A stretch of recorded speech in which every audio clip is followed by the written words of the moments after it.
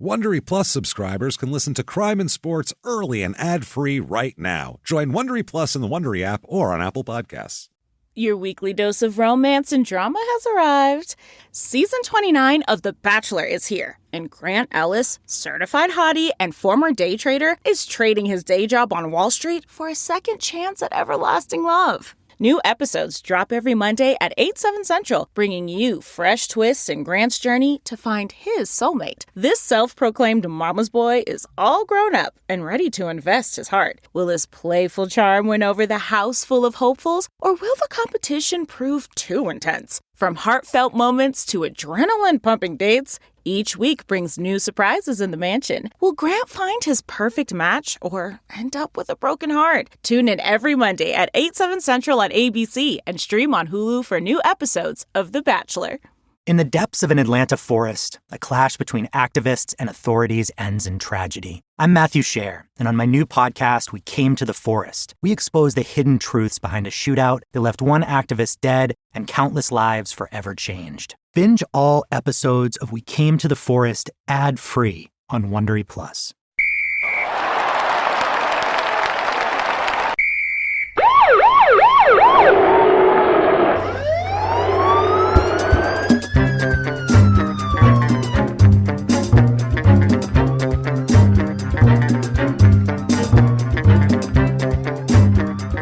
Hello, and welcome to Crime and Sports. Yay! Yay indeed, Jimmy. Yay indeed. My name is James Pietragallo. I'm here with my co-host. I am Jimmie Whisman. Thank you, folks, so much for joining us again on another crazy edition of Crime and Sports, and we have a wild one for you today, as we always do after a week off, especially an unplanned week off. It was definitely not planned. Everything is fine, but let's just say there was no way to do a show last week. Yeah. And just leave it at that. So anyway, thank you guys for coming back. Yeah. Hope you enjoyed. I don't even remember what the last episode was. The last one was Glenn Robinson. Yes, it was the big Glenn dog, Robinson. I believe, if I'm not mistaken. Definitely hope you enjoyed that, because that was some interesting one. I hope your Jermaine has a shovel ready to go. But today, first of all, I want to thank everyone for the reviews this week on Apple Podcasts. The purple icon, Thanks. you know, that thing there that you do. We don't know why, but it helps drive you up the charts when you get reviews. I have no idea why. I don't know how Apple Podcasts works their algorithms, but Somebody seems to like it. let's try to take advantage of it. And to do that, we need you to give us 5 stars and say something. Doesn't matter what you say. Okay. Say we're following instructions and these two made me do this. It doesn't matter what you say, but the reviews help an immense amount for some reason. Yeah. So thank you for those, and thank you for those who have done it already. Besides that, go to shutupandgivememurder.com for all of your needs, crime and sports and small town murder. And I don't know what you're doing if you're not listening to Small Town Murder, because it's so much fun. You're missing out. Yeah. It's crazy. It's this just minus the sports. Right. It's insane, and always a murder. So, one of those. So listen to that. There is a few tickets left. We are under 50 tickets left for Nashville in April for the Crime and Sports show. So if you want to get those tickets, I know it's like 6 months away, but you got to get them now, or 5 months away, because otherwise they're going to be gone in the next week or so. So yeah, I would definitely grab those tickets. Do that, and keep an eye out for tickets coming up, because we're going to have a few more shows that we're going to announce. Live shows for Crime and Sports, bunch for Small Town Murder, a few for Crime and Sports for 2020. So keep doing that. Keep checking that out. If you want to be a hero of ours, an absolute just a king and queen, or whoever you are. A real darling. Someone that we really just love, and one of our producers, as a matter of fact. And one of these people we're going to talk about at the end of the show in glowing terms. We'll say great things about you. We're going to talk terrible about someone for like 2.5 hours, and then we're going to say, but these people are great. So if you want to be one of those people, our producers, you can do that very easily. All you have to do is go to patreon.com/crimeandsports, or head over to PayPal, use our email address, which is crimeandsports@gmail.com. You can get to both of those sites. Where can you get to them? They're over at shutupandgivememurder.com. There's links. You can just go there. Right. It's very, very simple. All of them do that. And thank you very much. And, even when we talk bad about somebody for long periods of time, they tend to, sometimes they turn and they start loving us. That's Lenny Dykstra. The weird part. Thank you so much for your affection, sir. It's very strange because, like Mandy Maloon, we were generally nice to Mandy Maloon. We felt bad for her. She came from a shit situation. And I felt like she was being ignored about the Olympic sexual shit, and I was like, "This is she's right." And then it turns out she is right. It's according to the government and everybody else that's been investigating People this. that have heard her goddamn story. So I think that she liked us because we actually were like, not a lot of people were believing her. They were all like, oh, she's some crazy broad out there. But we were like, no, that sounds about right. Yeah, just because people break the law sometimes doesn't mean that they don't have a credible story. That's the thing. Right. That's exactly what it was. And her story was uber credible. Insanely credible. With these molesting coaches. And we're not going to go, I think I'll err on the side of molesting coach. So why? Because she throat punched somebody? Yeah, no, I don't think so. Dick kicked somebody? You know what? Sometimes you got to dick kick somebody. Sometimes it happens. So, but I get that. But like Lenny Dykstra just likes us for some reason. His comments on Twitter. That's cool. I like that. We root for Lenny. Yeah. That's the thing. Unless you're like a kid diddler, unless you're Buck Zumhoff, or unless you're like a horribly violent guy that constantly beat your wife all the time, or you're like, one of those type of people. You can atone for ripping off your secretary by paying him back. Yeah. You know what I mean? That's easy. Even his Lenny Dykstra's alleged sexual, well, not really alleged, I think he pled to it, assaults of the housekeepers. Right. He never and I know it doesn't make it great, but he just was like, got this. You know what I mean? What do you think? I mean, it's not like that can be, you can work with that, is what I'm getting at. That could be a pickup line too sometimes. Yeah, I mean, he's not like a horrible, fucking rapist to where you can't work with him and you're like, this is what this guy's into. Right. He was just like, maybe she'll like this. I feel like he's just not, There's no violence. No. There's just maybe not when he a lot was of famous, forethought. Maybe when he was a player and famous, that shit might have worked. Yeah, probably did. That's how Ric Flair used to get chicks. He'd just open his robe in bars and be like, how you doing? And there's Rick's dick. He'd have his belt, he'd have the championship belt on with his dick below it and the belt open, strutting around. Right. And this is not like no one denies this. It's not like, oh, it's alleged. He'll tell you he did that all the time. So what I'm saying is we root for Lenny Dykstra to turn it all around and to get it, to not be searching through dumpsters for dentures with independent wrestler clowns for hours at a time. We want that to happen. Find a fast food restaurant. So we root for Lenny and we're happy that he follows us. Yeah. And if he's listening now, go head on, Lenny. Keep going, Lenny. We hope it works out for you, brother. No more Gatorade piss jugs. Let's going and be good. But with all that said, it is time to get down to the man of the hour. We'll say here. Let's get back into the brain damage sports, all right, as we do, and it's a hockey player. Hockey. I'm going to be real honest with you. Hockey episodes are our least listened to episodes. No kidding. Every single time, not by a lot, but you can tell that people are like, fuck hockey, which is crazy because they're some of the most insane episodes. Some of the best stories. Because you get a high level of brain damage, especially in that sport where masculinity for a long time in that sport told you, so what if your bell's rung, you get back out there and skate it off. I mean, that was like how it was. Robert Probert. Yeah, it's Probert and Rudy Pocek. Yeah. I mean, there's been a Patrick Cote. There's been a lot of real crazy ones out there, and this is no different here. Okay. Let's get into Kevin Stevens. Okay, you know who Kevin Stevens is? No, it doesn't sound very Croatian or Canadian. No. He is an American boy. Okay. He was like Lemieux's right-hand man in the early 90s for the Penguins. If you played the Sega Genesis 1993 NHL hockey, which is like the best Sega game ever, it's the last one where you could fight and the guy would fall down and flail his arms and legs and bleed. It was that game. He was amazing on that game, so that's how I know him. Kevin Smith? Kevin Stevens. Edwards. Smith Jr. No. Just Stevens. God, it's such a throwaway white person name. It is. Kevin Stevens. That sounds made up. It does. Sounds like if you went up and you're like, I got to make up a name. Quick. White guy. I'm Kevin Stevens. How you doing? What a throwaway name. Todd Rogers. Good to see you. It's Todd Rogers. It's the same thing. Kevin Stevens. It's ridiculous. It is. He's born April 15th, 1965. He's from Massachusetts.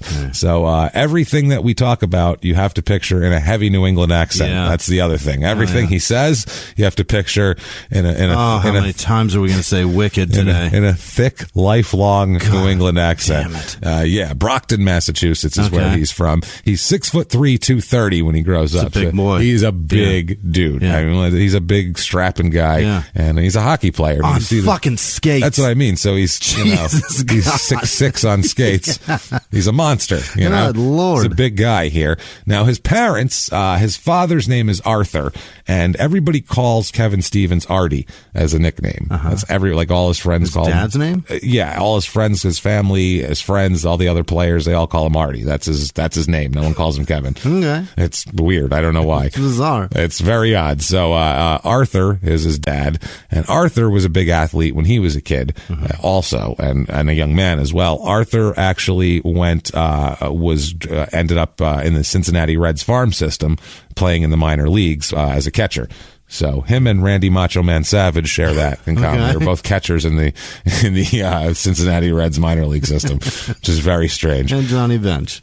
And was he? Well, Yes? eventually. Oh. Yeah, he didn't wrestle though, or produce a hockey player. That's true. But he played baseball. And eventually, yeah.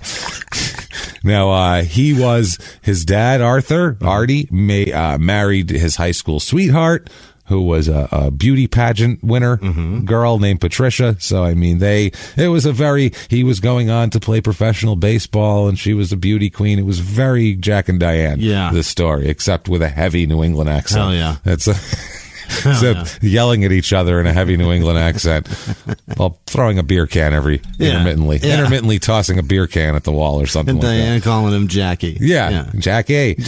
So, that was wicked hard that time. That was a hard one. Put a hole through the drywall there, Jackie. Was that one frozen? It's a good thing 3 of your brothers do drywall, otherwise we'd be in real trouble. So everybody from the Northeast knows how to do drywall for something. Everybody could just slap some drywall up. It's Bostonians and meth heads. Those are the two people. Drywall, done. So they get married. They end up having 3 kids altogether. They have 2 girls first, and then after that, a little later on, they finally have their boy. Yeah. They have little Kevin here. Okay. Little giant Kevin. Little giant Kevin. Now, a lot of this background stuff, by the way, I got from a really, really good article from sportsnet.ca. I guess that's Canada. Probably. Sportsnet Canada, I would assume, by a guy named Dan Robson. It's some good background shit that he found that's really nowhere else. So. Oh, it's Robson, eh? Robson, eh? No, he's actually out of Boston. Okay, all right. I think he's out of Boston, so it's a different accent. It's more angry. It's the same thing with more swearing. Yeah, with more, exactly. In this article, they talk about Kevin learned to skate on the cranberry bogs behind his house. Oh, so those things freeze over. That makes sense, I guess. Yeah. Up there, yeah. Pretty solid. Because cranberries grow underwater, which is fucking weird. Shit. Yeah. And then, so I guess it would freeze it's over. Shallow. Yeah, you could fucking swim on or skate on it. Yeah, especially if you're little, you're not really flying through it. You're just learning to stay up. So, yeah, I guess. We just validated a fact that was already true. It's true. That's true. Of course they did. It didn't need to be investigated. Well, that's the thing. Did. We're so used to. I just investigated it via an Ocean Spray commercial. Well, that's what helps. You know what? Don't ever let anyone tell you that TV isn't any good for you. Because you can learn. You can learn. You can learn how cranberries grow, at least. Anyway, I don't know. Maybe other stuff too, but there's the cranberry thing. You can know more about learning to skate as a toddler for some reason. I am such an asshole. Well, it's funny. I try to pretend that I'm smart for a second because I saw TV. Saw Ocean Spray. We're so used to everything being full of shit, though, also. We're so used to, like, pulling apart full of shit things on the show. So we're anything that said, we're like, I don't know about that. And then we have to investigate it. And then we're like, okay, that checks out. Passable. That checks out. We can't say it didn't happen. So we're looking for full of shit. We'll take it. At any point. That'll work. Good enough. Unreal. So they, at the end of their drive here, at the end of their street, it was kind of a makeshift rink is what they did. And they had neighborhood games there. And the dad here, Arthur, would take care of the neighborhood rink. Basically, he would make it skatable for the kids, and he was very into the kids skating. And he was a mailman, his dad. A big giant guy, awesome. Which makes sense to have a giant kid like Kevin here. But he's a big gregarious mailman. Okay. He's the guy, you hear him coming with your mail 5 houses down. Yeah. Because he's talking to somebody with those people. Big, heavy New England accent. Yeah. He seems like he's probably a fun guy. Yeah. You know what I mean? He's probably a fun, seems like a good dude Crack here. up. Yeah. Oh, he's got jokes. Yeah. He's got breaking balls. Just a brown bag. I wonder what's in there. He picks on old ladies, but then, helps them. But, he breaks their balls about things. Hey, look at you. I don't know. You look like you're trolling for some cock today, Mrs. Wilkerson. I don't know. Trolling for cock. That house coat's a little tight. That's all I'm saying. Looking good. Looking good. Here's your electric bill. All right, then. He moves on. Don't forget to pay your heat. That's it. The winter's coming. You're going to freeze to death in that little skimpy thing. I'll be around either way, rain nor sleet nor shine. That's how that goes. Some shit like that. I think there's snow mixed in there somewhere. Rain nor sleet, no, I don't know. Something about, I think Dead of Night is in there, but they don't. I never get mail at night. I've never gotten it after night. Once it's dark, mailmen. Their post office closes the fuck at 4:30. They're like 10-year-old kids when the street lights come on. They fucking scatter. Oh no! And they skip Dead of Night. Scatter off the street. I'm not sure here, but everybody loved him. He's a locally known guy because everybody knows the goddamn mailman. Yeah, and especially if he's a big, booming personality type of cat, they all know him. So he would shovel. I guess he would. They'd water down the ice so it would freeze over and get smooth, and he would shovel it off if it snowed and all that sort of shit. Here, he set up nets for the kids for goals and everything like that. So not bad. There was a lot of kids would skate in this area, and they would just play all night basically till it got dark. That was the way this worked. So he comes from like a hockey cul-de-sac, basically. It's just this cul-de-sac of hockey where you get home from school and that's all anybody gave a shit about. Play till dead of night. Play till it's too dark to play, and play till it's too late to deliver the mail. That's it. Steve's sister Kelly said, quote, "It was like a Norman Rockwell painting." So that's how they're going to frame this. It's all Campbell soup, babe. That's all it is. So he has two sisters, Kelly and Kim, and Artie he waited for the boy, the father. That's the thing. Like, he got two daughters, and that was great, and he was excited. But then he got the son, and he was like, "Hey, now I got, I don't know. Sometimes I get guys to be a man." So you just want to teach a kid how to, be a guy, I think, is what it is. So it doesn't have to all be bath bombs and hair ties. That's the thing. And you get overwhelmed. You're like, "There's something different here." And if you had, I assume if you had two boys, you'd be like, "I just want a girl." Yeah. You know what I mean? I'd love to brush some hair today. I'd love for things to be pink and calm for a minute, because this shit is crazy. These two are fucking insane. They're peeing on each other right now. Pink and calm. Boys will pee on each other. You've never seen two girls pee on each other. It's never happened. Ever. Unless it was sexual and invited and voluntary. No girls have ever been like, "Yeah, motherfucker, yeah." Each paid $3,000. Yeah. And it was expensive. Boys' bedrooms are painted blue and blood. That's what it is. And pee and shit and everything else. They're terrible. Ever been in a men's room? It's a fucking nightmare. And those are adult horrible. men. Yeah. Imagine children. Good fuck, man. Who haven't been guilted into being members of society yet. Can we just, like, as dudes, like, respect each other a little bit? And how about we stopped? Nope. Stop right there. If respecting each other entails not shitting on things, I don't think men can do it.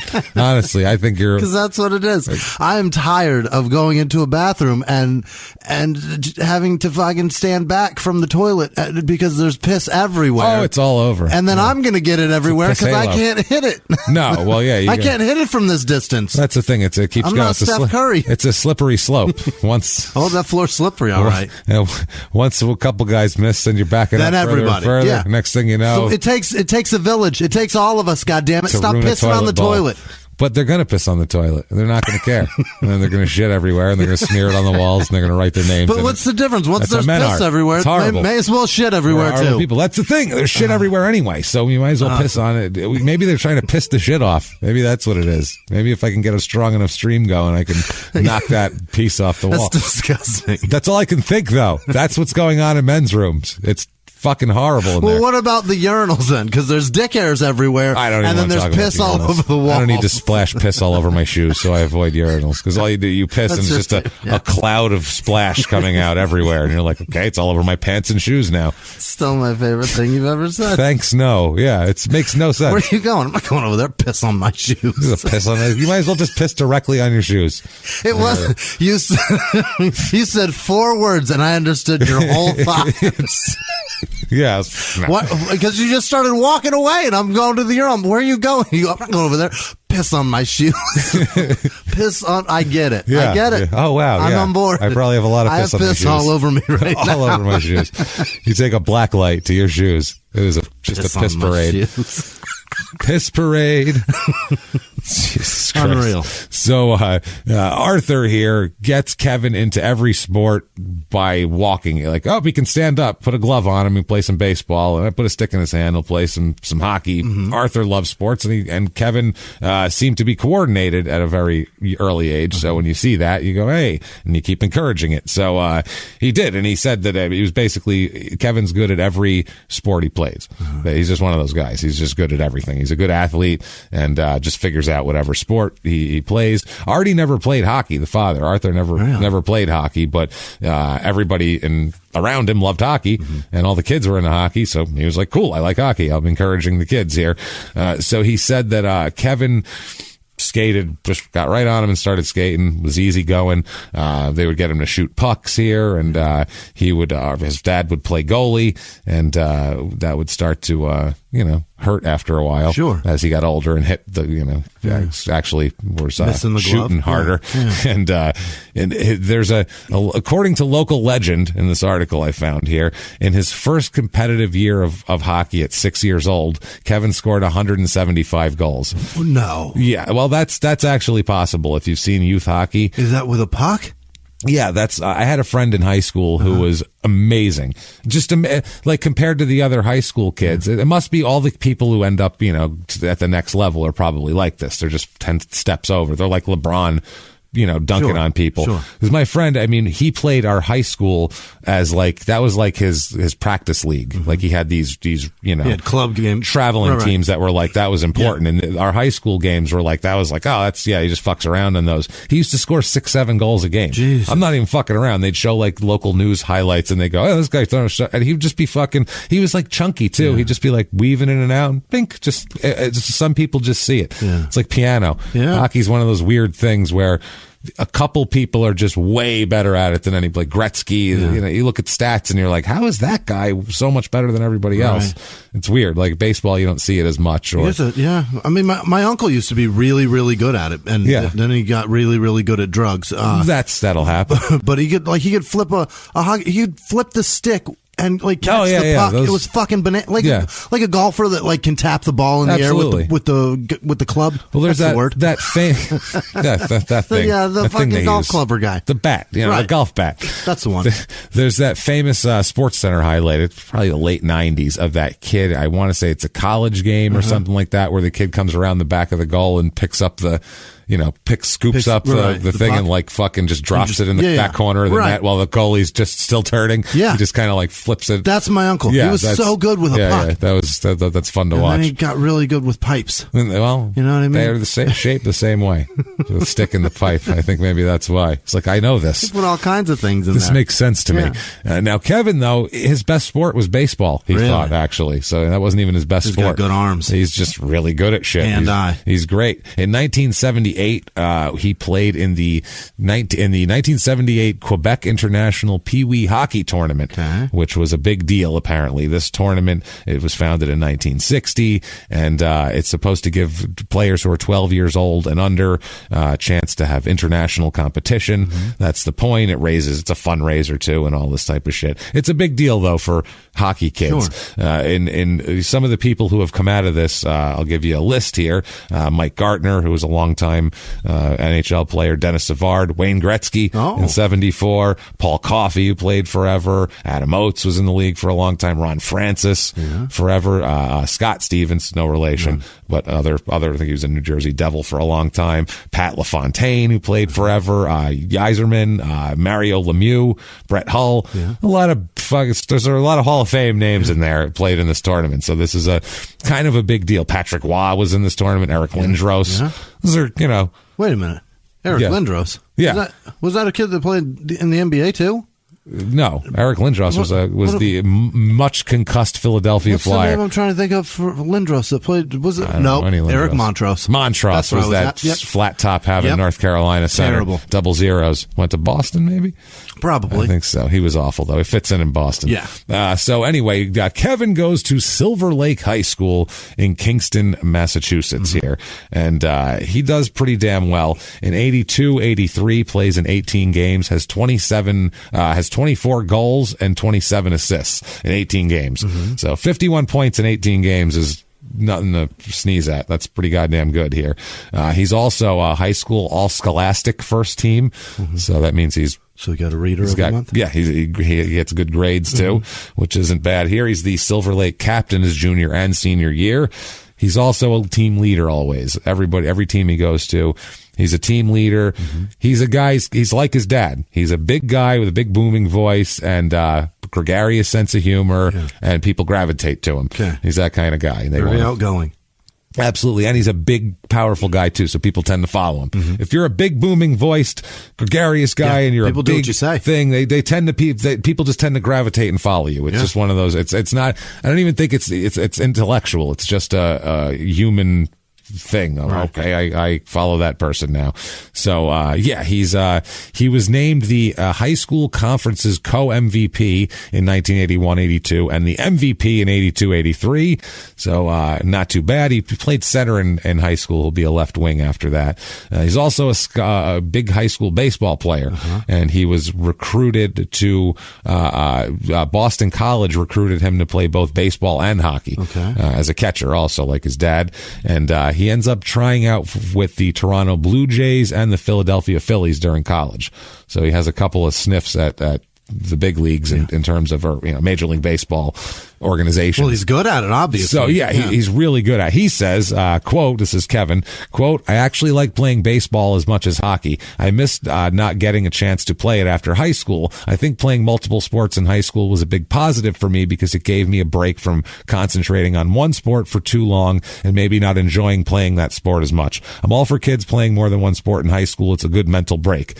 Couldn't agree more with that shit. Yeah. Now, the problem is now, like, if you're going to be, unless you're a world-class athlete that's got like a 4.3 40 or something like that, you can play multiple sports, and whatever you decide to play, whenever you decide to play it, people will be happy to take you on. Right. Unless you're that, you need to get really good. Yeah. And the only way to do that is to concentrate, and the only way to do that is to burn your kid out. That's the problem now. I don't, like, when you see these kids now, not kids, but these guys coming into the league as quarterbacks into the NFL or 22, 23, they grew up with this crazy.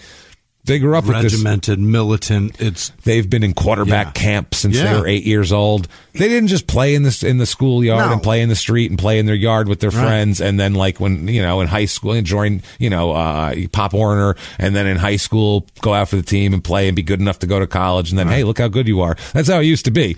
But now it's like these kids are mapped out. This kid at 12, that kid is going to be a whatever star blue chip prospect in 6 years. It's crazy. So I can't imagine. Like, I can't imagine a guy coming into the league now and not hating football by then. I mean, at minimum, by the time you're 22. At minimum, you're just going, it's about time I get the payday. And that's all you're playing for now is just the money. Like, yeah, exactly. Whereas I think it was probably, I mean, there was money involved, obviously, always, but I think it was also a matter of, hey, I still like football, and this is still cool. Whereas now, the love of the game is fucking long gone. Yeah, football does not seem fun, especially in the NFL. It seems like the first thing they do is they sit you down and say, "Football's not fun, goddammit. Right. It's fucking big business." Which is there's chatter about it all day, every fucking day. It shows on the field. Yeah. I'm going to tell you what, as a fan, when you watch an NFL game, the lack of joy shows on the field. I get when they score a touchdown, there's a choreographed dance and everything, and that's great. I'm glad they're doing that again because I like that personally. The choreography, it's fantastic. I love it. I mean, just let them fucking let them dance. No, stop with any rules at all. Yeah, who cares? Let them do whatever they want. Otherwise, you know what they're going to do? They're going to pull back and show a wide shot of the field while one team runs off the field and one team runs on, and refs decide where to place the ball. Right. That's what you're going to. Would you rather watch that from the upper deck, or would you rather watch a bunch of grown millionaires, giant doing millionaires, the Macarena together in helmets and shoulder pads doing a silly dance together in unison? I'd rather see that personally. It's pretty funny. That's funny. But besides that, that goes back to the point that we've made for fucking I don't know how many shows. Put personality back in sports, otherwise it's it's boring. Oh my God, it's obnoxious. Boring. Yeah. You cannot sit and watch a vanilla-ass game. No, I can't do it. We're to the point where wrestling needs a little more sport and sports need a little more wrestling. That's where we're at right now. I'm dead serious. Yeah, That's you're where right. we're at. Yeah. We're too, like in the 70s, like characters were nuts in sports. The guys were crazy. It was like Thomas Hollywood Henderson smoking crack and fucking wheelchair chicks in the face. Like, that was crazy, obviously. And then like the wrestlers were all like, this is real and blah, blah. Now it's just silly and then they're to business. We need to switch and get a little of both and sprinkle it in. Sprinkle in some wrestling in your football and it'll be more fun. Because I watched yesterday the Patriots and Ravens and I gotta say, Tom Brady is the most, we've said it before, but he's the most joyless. The most boring fucking thing on earth. When you watch him, if I was 12 years old watching him, I would go, wow, football looks terrible.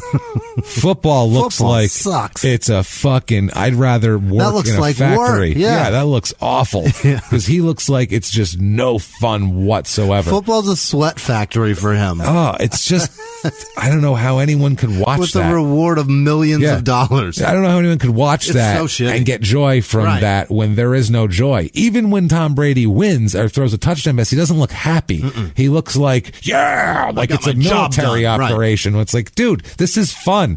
You're supposed to go, yay. You're not supposed to go, that's right, motherfucker. It's weird. It's fucking weird. Calm down. And I get that they're winning and all that, but that doesn't make it fun to fucking watch, which is the point of the goddamn shit, is for me to want to watch it. And again, there's no personality in the anger that he has. Somehow he exudes a human emotion with zero emotion. Yeah. How do you do that? It's just how do you get angry with zero personality? And that's how do you do it? And that's how they look for football players too. They look for a quarterback as their whole fucking machine is that. An emotionless person who's been bred from birth to do this. That's all. That's what they're looking at with quarterbacks. Their mascot is perfect for them. It's just a deadpan, vanilla-faced triangle on the side of a helmet. That's all it is. Yeah. It's just a boring nothing. It's the truth. It's awful. It's the truth. I hate it. Hockey, especially back in the 80s, had a lot more. Oh, they loved it. Football, hockey in the 80s and 90s, there was a lot of personality involved in it, and it was a different type of thing. These guys were skating around without helmets on and shit. I mean, it was just, these guys were psychopaths. They were literally crazy people. With a rubber puck flying at how fast do those things go? Over 40, 50 miles an hour? Over 100. Really? Yeah, guys shoot slap shots at 130 miles an hour. Christ. That's and hard. You're doing that with no helmet on. No helmet. No helmet. And guys, defensemen diving in front of these pucks with no helmets and shit. It's absolutely bonkers that these people would do this shit. It was a 130 miles an hour. It was a crazy. And then you wonder why we have so many episodes about them, because they have so much brain damage. But in the 1983 entry draft, now he's been recruited to Boston College, but in the NHL you can draft somebody and retain their rights. Okay. It's a different system than in like baseball. If you don't sign them by the next year, their rights are. It's a long story. It depends on how you draft them and everything else. But and this draft is full of people. Steve Yzerman, Pat LaFontaine's in this draft. They went 3 and 4. There's a lot of different guys that even I know, and I'm not a hockey guy. Jeff Bukaboom, but guys, Cam Neely. People I remember, or I even know of here. But finally, we get. Who was he drafted by here? Jesus, he's drafted by Los Angeles. I don't know why I couldn't get that. He's drafted by Los Angeles, our guy Kevin Stevens here, not till the 3rd round. So it's what year is that? This is 1983 entry draft. Bob Probert, drafted in the 3rd round by the Red Wings too. So this is this draft is pretty stacked. Claude Lemieux, not Mario, and they were the Kings then too, huh? Yeah, Los Angeles. How long have they fucking been there? When did they go there? Jesus, late it's 70s? been a while, huh? Yeah. How about that? Yeah, well, I didn't know that. And sometimes I mix them up with the Anaheim Ducks. Well, and they aren't there anymore, right? That's understandable. No, they are. They're still the Anaheim. But you just would think that because that movie is so old. You'd be like, they still have a team? Right. You think they would have abandoned that like 1996? Just a hulk of a stadium left behind, melting ice. We're not going to actually. So anyway, he's drafted by Los Angeles and traded to Pittsburgh right away on September 9th for Anders Hackinson. With 2 S's. Hackinson. That's Jewish fella. Yeah, obviously. A very small man. Ooh, dark hair, mustache. 2 S's. Yeah, 2 S's. That is a 6'5" Scandinavian gentleman, I'm sure. He ended up playing for 191 games over 6 seasons. So, I mean, not bad, but not as good of a career as Kevin Stevens ended up having. So, Pittsburgh got the best of that one. Did the LA Kings move? They're the ones that went to Vegas, right? I think that's true. No. The Kings are still a team. Aren't they? Golden Knights. Yeah, the Golden Knights. Is that an expansion team? An expansion team. Really? Yeah, I believe so. Oh. Yeah. I thought it was the Kings that moved there. I think the Kings are still the Kings. All right. Well, maybe they're still the Kings. I got some Googling to do. This is how much hockey we pay attention to. So anything hockey we say, you take with a grain of salt because we don't know what the fuck we're talking about. That's why we're not going to spend a lot of time on hockey stats because I don't know a lot of them. I know how many goals is a good amount of goals, and I know assists and stuff. But outside of that, I'm not going to tell you the nuances of how he affected the game because I have no goddamn idea. Don't tweet me. I've already Googled it by now. He seemed good on Sega, so that's what I'm going to say. When he came down on Sega, boy, throw it to the side to him. It was hot shit. Hey, everybody, just going to take a quick break away from the show to tell you a little bit about one of our favorite companies, Harry's. Harry's.com. Oh, Harry's razors are the best. They really are. I'm telling you guys, I'm going to put this copy down and just tell you guys how good, because you can hear it. I'm putting it down. Harry's is good. These razors are amazing. They're great. If you have ingrown hairs, that's the main thing. Everybody gets those on their neck. Oh, they're the worst. The Harry's razors are great for that. They really help get rid of those ingrown hairs, and that's coming from an Italian guy with hair on his neck. So and it's got that little edger blade that you can get a good line on your beard or a good line around your neck. That's the thing. It's fantastic. So good. Amazing product. The razors are such high quality, and you don't have to be a guy either. My wife uses them. My daughter uses them. They're great for women, for men, for everybody.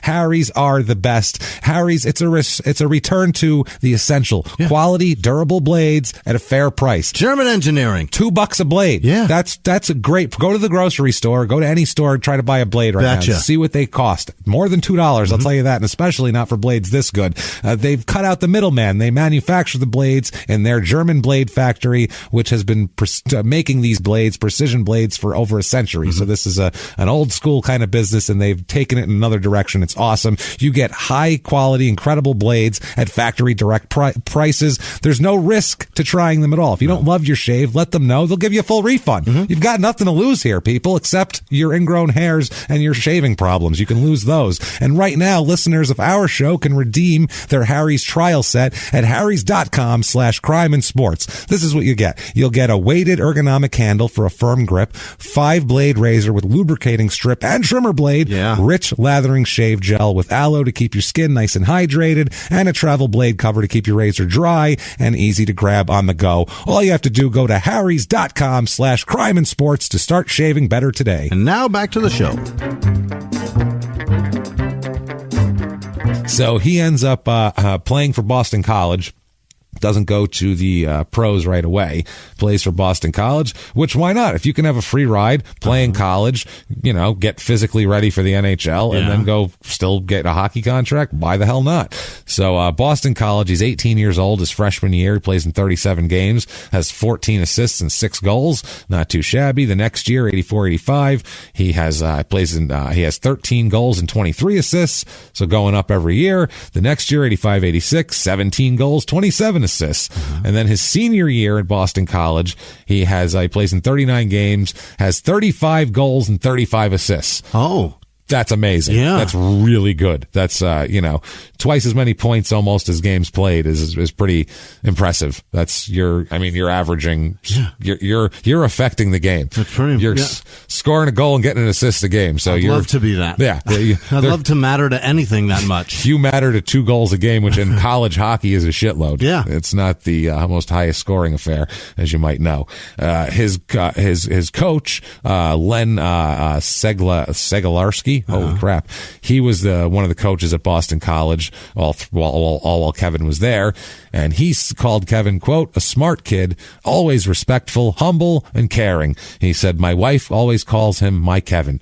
So I'm familiar. Yeah. So that's the thing. So he's so loving. They're nice people. Yeah. You know what I mean? They're nice people. He is in 86, 87, his senior year. He is the NCAA second team All-American and also first team All-Star NCAA Eastern Hockey Division, whatever the fuck it is. I don't even know. I have no idea how college hockey divisions are broken down. Don't look at me. I'm barely sort of literate on it with college basketball because of tournaments and such. And, I don't even know the teams. Forget football. They rename them all the time. Right. Team switch conferences. I don't know, but it's still a little bit easier with college football. But college hockey, I know the teams up north do well. Okay. I know your Minnesotas, your Maines, your Wisconsins. Those teams. And that's the college ones. The college. Those teams are usually good. Michigan, things in that area. Anywhere where it's frozen. There's not going to be a lot of colleges with hockey teams either, right? I mean, it's not every one of them, right? No. I mean, there's ones that aren't in cold weather environments. But I'll bet ASU doesn't have one. Well, it'd be hard because you'd have to recruit people from away from here a lot because I don't know if there's enough kids in Phoenix to play. That are that good. Come down here, Johansson with 2 S's. I dare you. If you're Minnesota, with 2 S's, you're gonna melt.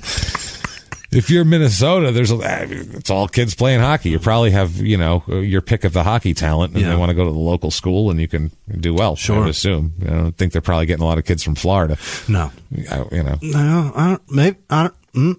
Give it time. Give it time. Global warming. That's true. Florida might be ice cold eventually. No, they're going to get hotter. Will they? You think so? They're getting hotter for now.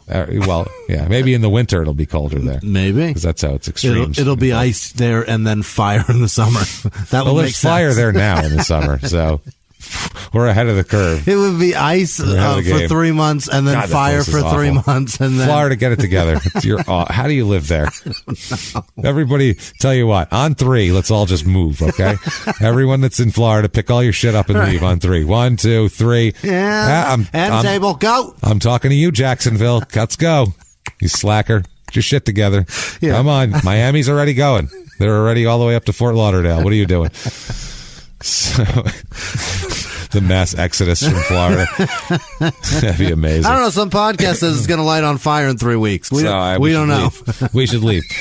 So, 1987, he not only gets brought up to the NHL for a sniff here, he also is in the plays for the U.S. in some international, plays for the country in some international things. He's in the 88 Olympics in Calgary also, so he's an Olympian. Doesn't win a medal. No. U.S. hockey was not very good. Still a badass. But still, Olympic hockey player, which is way more than I can say. So, 87, he's as well as on the U.S. national ice hockey team.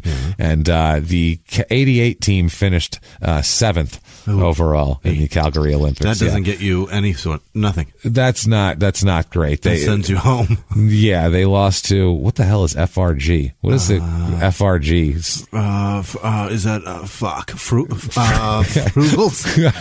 Frogs? Frugenville? Is there a frog? Is that Frugenberg? Did we lose to Frugenberg? Well, FRG. Did we lose to Frochigal? It's Frog and Frug. We lost to Frog and Frog 4-1 in the first round. We beat Norway somehow. Oh, wow. I don't know how. It's frozen there. Yeah. I think they're just too nice. Maybe that's what it was. We lost to some. What the fuck is FRG? That drives me bananas. It's probably one of the Russian satellites, you think possibly. So? One of the Eastern, maybe. I don't know. Someone's going to tweet us. It's going to be something so obvious. I already know that the Knights, obvious. That the Golden Knights are an expansion team and that the Kings are still in LA. Don't tweet that shit. Okay. And also don't tweet me what FRG means because I'm fucking Googling it right now. Basically, I don't know what any of the abbreviations are for any of these countries. SUI. Oh, dude, it's fucking West Germany. Oh, West Germany. West Germany. The Federation Republic of Germany. What about URS? That's probably Ursula. That's sea Ursula. witch. I believe that's. She had 8 legs. Is that Russia? It might Uzbekistan, Unified Russian States or something. Oh, maybe that's their URS, third. country. What are we doing? Transcontinental country. It's Russia. All right. Okay. Yeah. So we lost 7-5 to Russia. Yeah. Then it doesn't matter. We finished 7th. We're terrible. We won a game against AUT. So we did that. And that's Norway? I know. That's NOR. I'm pretty sure that's Norway. We beat them. We also beat UAT. And we beat AUT. Which, Australia. Which is, we better beat an Australian hockey team. Or is it Austria? That would make more sense. It's Australia, they've never had anything frozen there. You can't get ice in your drink there. They're like, huh? Frozen water, huh? Why would you freeze it, mate? How are you going to drink it if it's frozen? That is actually, I hope you are not going to believe this, James. Is AUT Australia? Is it? It's New Zealand. I give up. I don't fucking know. Unfucking Whatever. real. We beat New Zealand. We should have beat New Zealand 45-0. I know. It should have looked like a blowout football they score. They should have showed That's up ridiculous. and went, oh, mate, we didn't know we was going to be playing this game. Yeah, we didn't bring our skates. They're running around on sneakers. Where's the street? I always thought this was street hockey. They're running around on Asics out there. Sliding.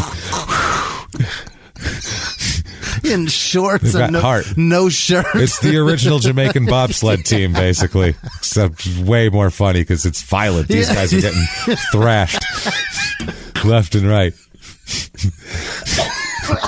Trying to run down the ice on skates. Now. I want to see that so bad. Well, some big giant kid from Wisconsin bears down on them. With pads. He's already got 6 paps in him, and he's fucking got pads, and he's 4 inches taller than his skates, and he's ready to fucking paste this guy into the boards. Now that I would pay to watch. Some fuck from New Zealand in a pair of fucking brown shorts, not even covering the knee. This is oh shit! Oh no, we was not prepared for this one. So we thought it was something completely different. Shit. Guys, put the rackets away. Put them back in the truck. Wrong sport, mate. I don't know. I've got sneakers. Bring my runners. My trainers. Trainers, Jimmy. That's what it is. It's trainers. That's a silly word. Yeah, trainers. They love trainers. A trainer is $40 a month to yell at you at the gym. That's what a trainer is. Trainers. That's a sneaker in the UK. They love trainer. So he says here, this is Kevin, he says, quote, the Olympic team was still made up of college kids back then, which that was pre-dream team. And I had an amazing 8 or 9 months traveling around representing my country with future NHL stars like Mike Richter, Brian Leach, Tony Granato, and Craig Janney. He says those were some fun times with a bunch of great hockey players that I'm still friends with today.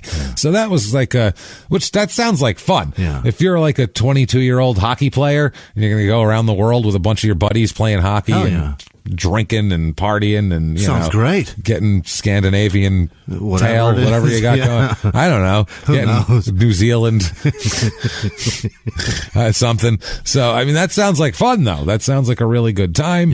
And but they finished 7th, so I don't know. It's not that great. We just all those future stars in 7th. 7th place doesn't get great tail. No, it doesn't. That was that gets you the tough stuff, the mercy stuff. Mercy stuff. Well, that was when too. That was when the other countries were sending their pros over still too, except for New Zealand, who probably didn't have any. I would assume. I don't know how many pro hockey leagues there are in New Zealand. Inaugural season. Here it is, mate. This shit's People cold. just figuring it out.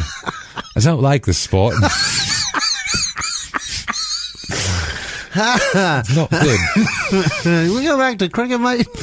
I don't like it. So, 87-88 for Pittsburgh. Kevin Stevens plays in 5 games. Plays in 16 games. He has 5 goals and 2 assists. So not bad. I mean, they're just throwing him out there, seeing how he looks with the big club. That's all. That's what they do. Kind of like in baseball, a September call up.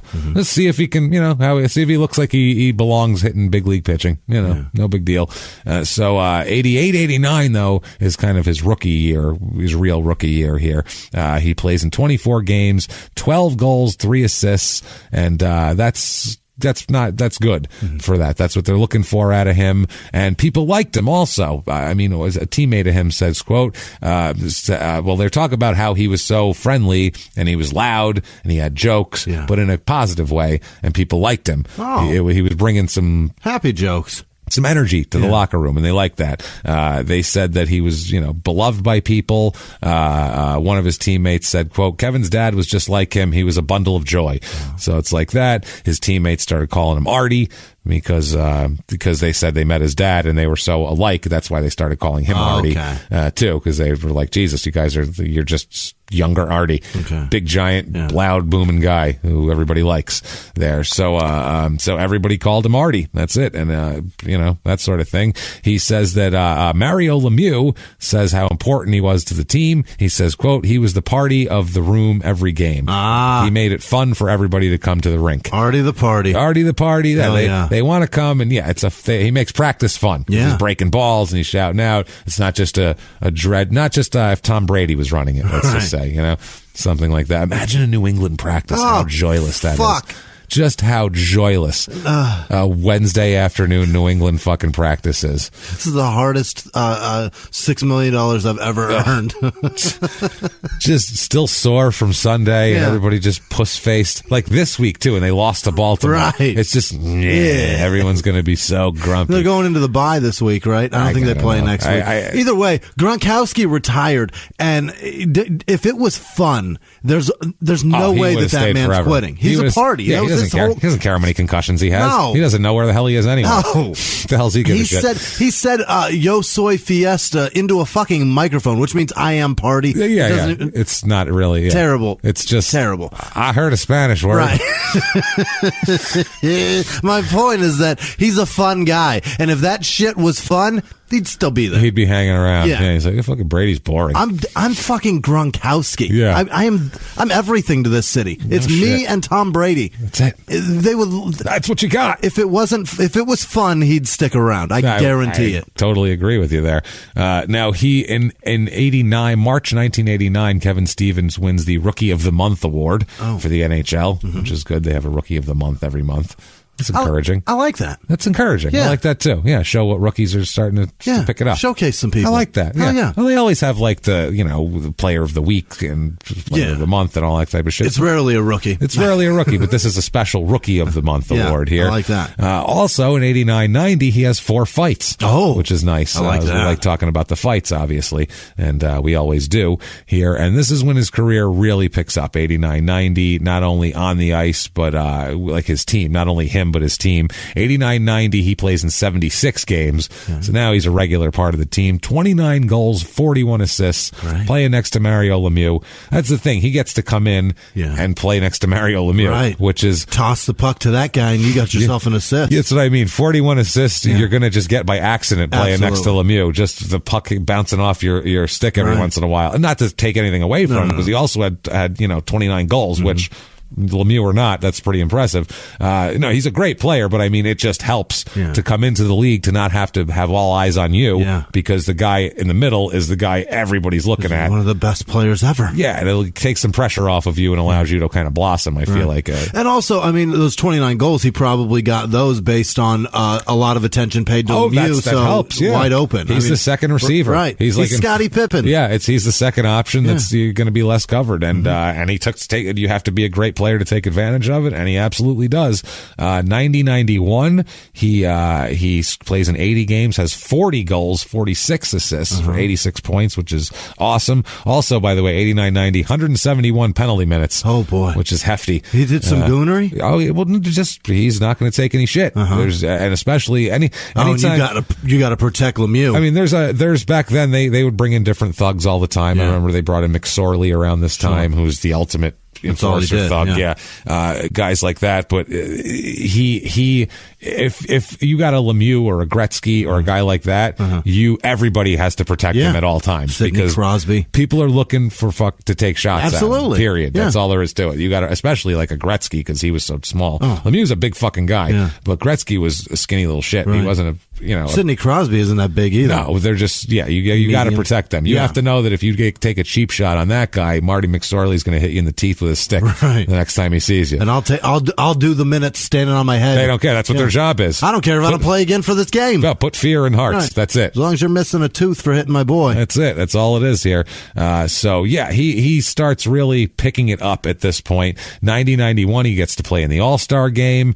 In the playoffs, he has the most goals in the playoffs. Really? With 17 in 90-91. Fuck, that seems like a lot. That's a lot. 17 in the playoffs. Wow. I mean, hockey playoffs are long. Oh, but still. There's 7-game series, right? Yeah, they're 7-game. Pittsburgh goes all the way to win the Stanley Cup championship that year. So they become champions. And, it's a huge deal. Yeah. I mean, that's obviously, and especially for Pittsburgh, which is such a great sports town. Fuck yes. They love their sports. How much do they love their sports? Every team has the same color scheme, and their whole city are those fucking colors. And everybody is on board. Yeah. There's no dissension in those ranks. Love it. We're all on board with anything we produce. Right. Which, when you go to Pittsburgh, you get it. Yeah. Because you pop out of that tunnel, and there's the city, and it's like there's like all those Everything's hills there. around it, and it's just like this little thing that it's all that's there, and then it's mountains around it and farms and shit, and so it's you feel like you belong for a second, even if you don't even live there. That's what I mean. That's the type of place Pittsburgh is, and sports wise, it's the same deal, and they wanted. They love hockey there. It's a cold weather place. They want the Penguins to be good, especially with the Flyers were so good in the 70s and all that. It's like now they have like the little brother syndrome with all this shit. And but Pittsburgh beats the Devils, the Capitals, and then his hometown team Boston in the playoffs. And then they square off against Minnesota, the North Stars, when that was still a team before they moved to Dallas and became the South Stars, I guess. Yeah, that's stupid. I think they're just the Stars. Obviously. They're not the South Stars, but you can't be the North Stars in Dallas. Like I don't know. We're North Texas, technically. Right? I mean, South Houston Stars has a little bit of some racial tinge to that one. Yeah, that's not great here. So, Jesus Christ. They won the series in 6 games. Kevin Stevens says, quote, "It was the first for a lot of us and first for the city. As an athlete, as a hockey player, you work so hard to reach a certain point, and I got to experience the pinnacle." Yeah. So, I mean, good for you, dude. I mean, that's awesome here. During the playoffs, he had 17 goals and 16 assists. That's unbelievable. Which is great. Fantastic. He was third in scoring behind Lemieux and Recchi. So Lemieux said about him, quote, "He was one of the best, if not the best, power forwards for a few years. He developed into this beast who could skate, hit, and shoot. He had all the tools to be the best left winger, which I think he was for a few years in the NHL." How about that? That's Lemieux saying that about you. That's high praise from a guy who, not only is an all-time great, but also, owns a team as well. So his decisions matter. And my God, he's never said anything like that about me. No. What a dick. I mean, he really should. Hey, Mario, if you're fucking listening. Where you at, you son of a bitch? I mean, dude, send a tweet. Something. I mean, give me some encouragement here. I'm trying. We're trying. No tweets this week except for Lemieux. That's what I want. That's right. Lemieux or nobody. Mario, we were coming for you. 91-92 here. He plays in 80 games, 54 goals, 69 assists, 123 points. That is crushing. Crushing. He's a first-team all-star and all that sort of thing, obviously, because that's just awesome.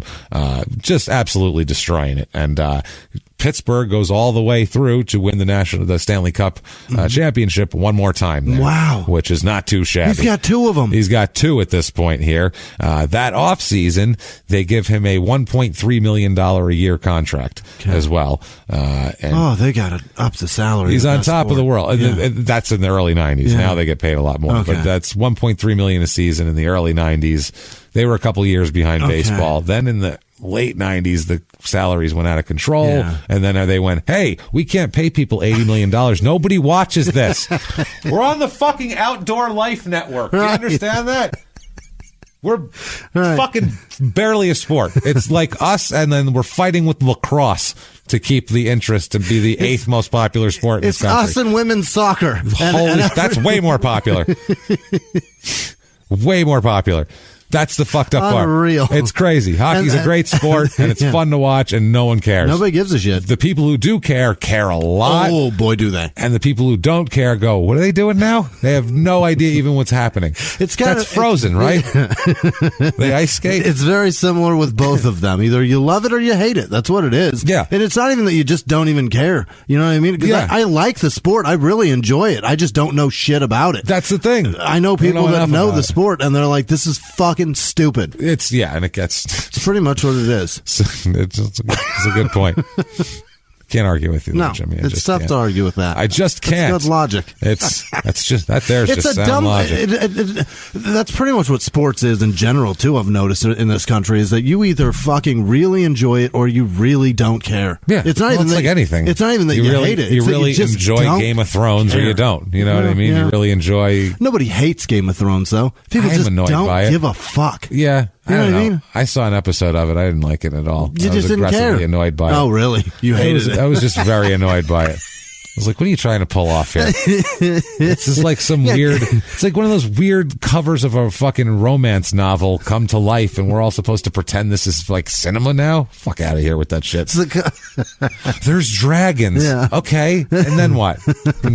Now, this is my fault, too. I have a thing where as soon as something reaches a realm of outside of my bubble of could be possible, I tune out.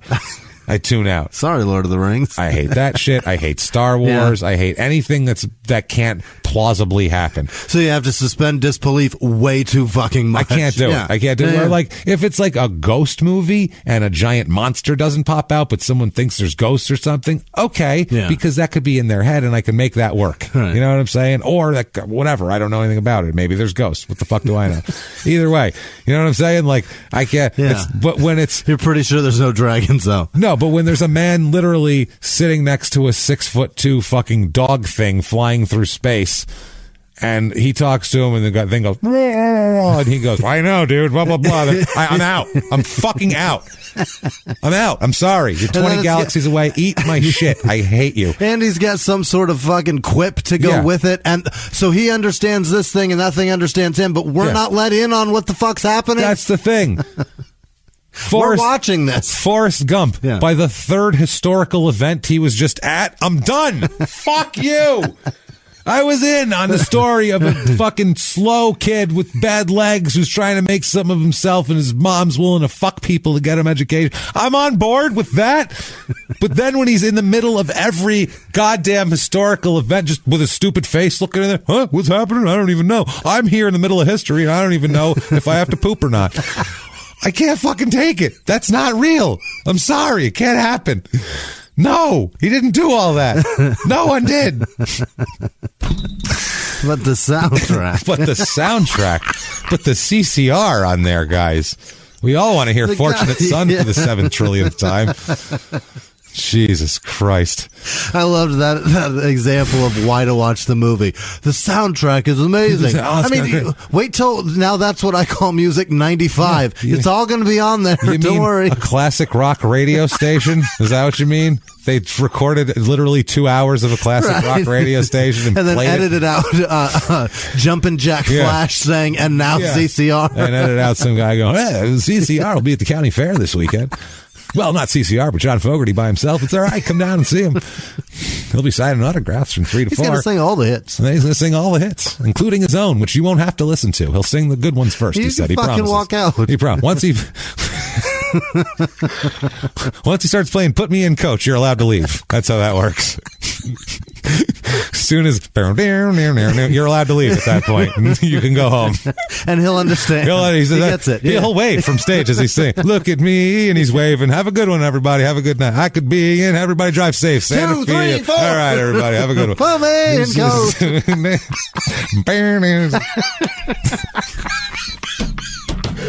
Poor John.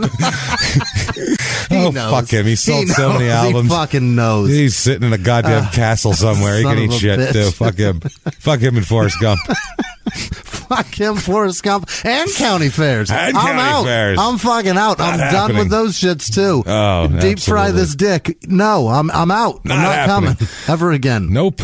So, 1990, by the way, he marries his high school or his college sweetheart. Okay. He met Suzanne Panuto. Oh. Got himself an Italian girl there. Hey, Italian for pussy? it's Italian I'm going to for, go hit that Panuto, if you know what it's I Italian mean. for nice piece of ass right there. And she's got a slice of pizza in her hand. That's a real Panuto. That's a nice piece. It's a nice piece of pizza and ass. Both. I'm not going to lie. Both. I saw some police squad there. That's a nice piece. Oh, this one? Oh, this one, yeah. It's pepperoni. It's pepperoni. Then her ass is hanging out as well. So that's the joke. You get it. Oh, I understand. So, Suzanne will put up with quite a lot of shit over here, and they get married in 1990. So they meet in 1984. Are together. Once he's established in the league in 1990, they get married, and I guess he feels like at that point he's ready to be married and whatever. So she was born same year as him. She's one of two kids. So you know she graduated from Boston College as well in 1987. Okay. So same kind of path. Very Boston centric life. Absolutely. That's really what it is. It's Jack and Diane New England style. That's all it is. An angry Jack and Diane. Yeah. Picture Mellencamp if he was just really an angry dude. And shitting seafood. Just shitting constantly. So 91, 92, or 92, 93, he also makes the All-Star game again. He's the second team All-Star that year, but he gets to go anyway. This year as well, by the way, before we get into this, he has a lot of hat tricks through this. Really? He has 12 hat tricks, and a lot of them are through this period. In 1990, he has one. In 91, he has 1, 2, 3, 4, so that's 5 for the 90-91 season. It's a lot of hat tricks, 3 goals in a game if you don't know anything about and then hockey. the hats go onto the ice. And then, it's awesome. At Philly in 91 in November, he had 4 goals. He had 4 goals at Boston, which is his homecoming, which is pretty cool, in a playoff game. Wow, mind you, that's awesome. In May of 92. 4 in a game. 4 in a game, which is not bad. And the score was 5-1. 4 of them are his. So he scored 4 of the 6 goals. That's crazy. That's pretty dominant there. Wow. Also scored 4 against Hartford in 1992 in September or October. So he's capable of scoring like crazy, and he's capable of a lot. He's just really goddamn good at this point. Top notch at this point. He says after he signs the contract, the big contract, $1.3 million a year, which, make no mistake, in sports now that sounds like shit. And you hear quarterbacks signing $120 million contracts. Baseball players have $300 million. $100 million. But in 1992, in hockey, $1.3 million a year was considered a pretty goddamn good He'd salary. have to play fucking 300 seasons to get paid what Bryce Harper got paid. Well, we went. Gee, can you imagine that? 300 years. Damn it. And skating out there. Oh, it's so rickety. So rickety. Well, if you think about it, we did Doc Gooden getting the highest paid contract. He was like 4th highest paid pitcher, though. And that was 92. And that was baseball. And he made like $4.5 million a year. Right. So, and baseball's about 3 times as popular back then. So that makes sense for the, mathematically. So lots of hat tricks for him.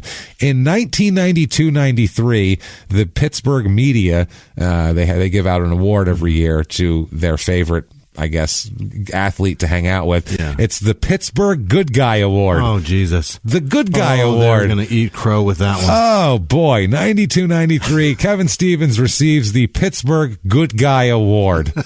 And that's grace, everybody. That's grace. How many times have they eaten crow with that? Yeah. How many times have they given the Good Guy Award to a piece of shit? Let's wait till somebody just retires. Maybe like when they're on their deathbed. We're doing this a little early, right? He'll get cancer eventually, then we'll give it to him. We'll make him feel good, because otherwise it's not going to work. There's way too much opportunity for him to not be a good guy. That's what I'm saying. He's got a lot of time left. He just came in the league. He got the Good Guy Award. Good Guy Award. Which is, I don't know if any of our athletes have ever gotten that literal of it, the Good Guy Award. He's just a good guy. He hasn't even done anything wrong yet. No. This show is called Crime and Sports. Oh, yeah. Maybe this Oh, it's award plenty. does it to him. Yeah, no, that's what it might as well. Two things happen simultaneously is the problem for Kevin Stevens here.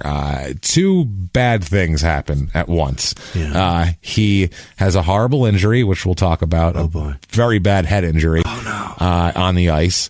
And he discovers cocaine within a few months of each other. Oh, shit. So that's a bad cocktail to find. Good guy. This is right. He's still got the good guy award under his arm. As he you know what he did? He laid it down on the table and broke up his lines on the good guy award. Is what he did. And Did he slip leaving the ice off it. and then smash that good guy award into his own face? That would have been.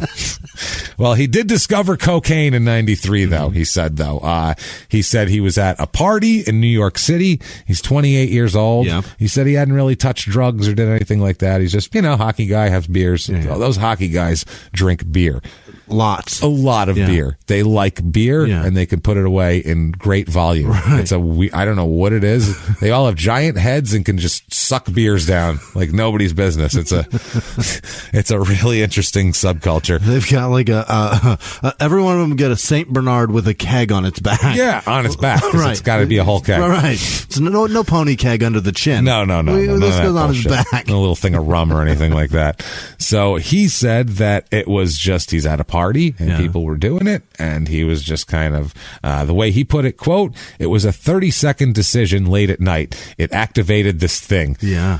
That's not good. It's called addiction, sir. Yeah. Well, some people are predisposed to certain things, and when they find them, they go, that's the answer. There it is. Like, literally, their body has been... Oh, shit, I've been looking at this forever. It's weird. Yeah, it fits their whole however their shit is laid out, their circuit board. Yeah. That's the plug-in that they were looking for, and it reacts well. All the Christmas lights go on. It's like Christmas Vacation. Yeah, I was just seeing it. That's And Clark gets that plug-in, and Beverly D'Angelo flips the switch. Yeah, that's there what it is. Sparks go, and it lights up. That's the look on his face. Yeah. Wham! That's what it is. And that's how he describes it, too. Yeah. He says, quote, it builds and builds and builds until something happens. Just like the slow motion plugs coming together. Oh, my God. He said, if you don't have a solution to fix it, it's going to get you. That's what addiction does. It's not a kind thing. No. And he is right about that. He said, quote, addiction ruined my hockey career. It didn't affect it. It ruined it. Yeah. So he sees this shit that let's later on, obviously. He can count it right back to...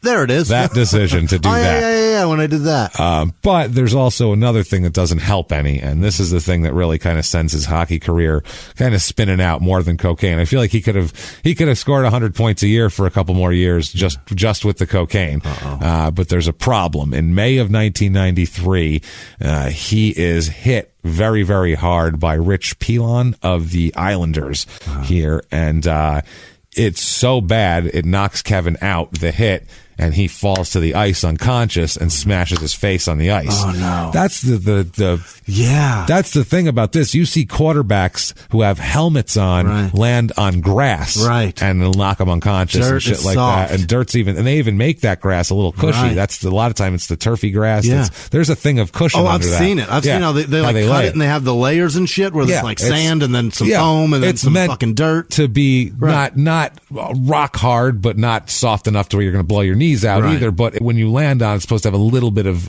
impact. Forgiveness.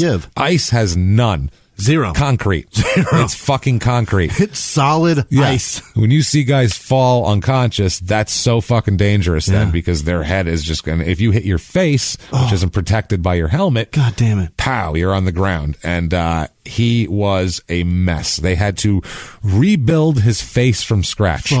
He basically had shattered. He had if you're a wrestling fan, if you remember Brutus Beefcake, Brutus the Barber Beefcake? Yeah. He was in a parasailing accident where he was, a girl was coming in on a parasail. No. And he was like trying to catch her or something. She put her knees up. Oh, God, Jesus. And she was coming in at such force and whaled him in the face. destroyed his entire face. They had to build his face. God. The paramedics who got there they couldn't find where his mouth was supposed to be. Give him mouth to mouth? No, to open it so he could breathe. Oh my God. So they had to stick their hand in and hold the mouth hole open so he could get air, basically. That's how fucking he was just a pile of mush. And this is the same type of injury here. I mean, they said they had to rebuild his face from scratch. He was just completely, it's probably the same goddamn doctors. If you would hope. Probably not a lot of people rebuilding, mushed faces. So if one guy did a good job. A few. There's him, that chick that got eaten by the fucking orangutan. Yeah. I mean, in the early 90s, Brutus.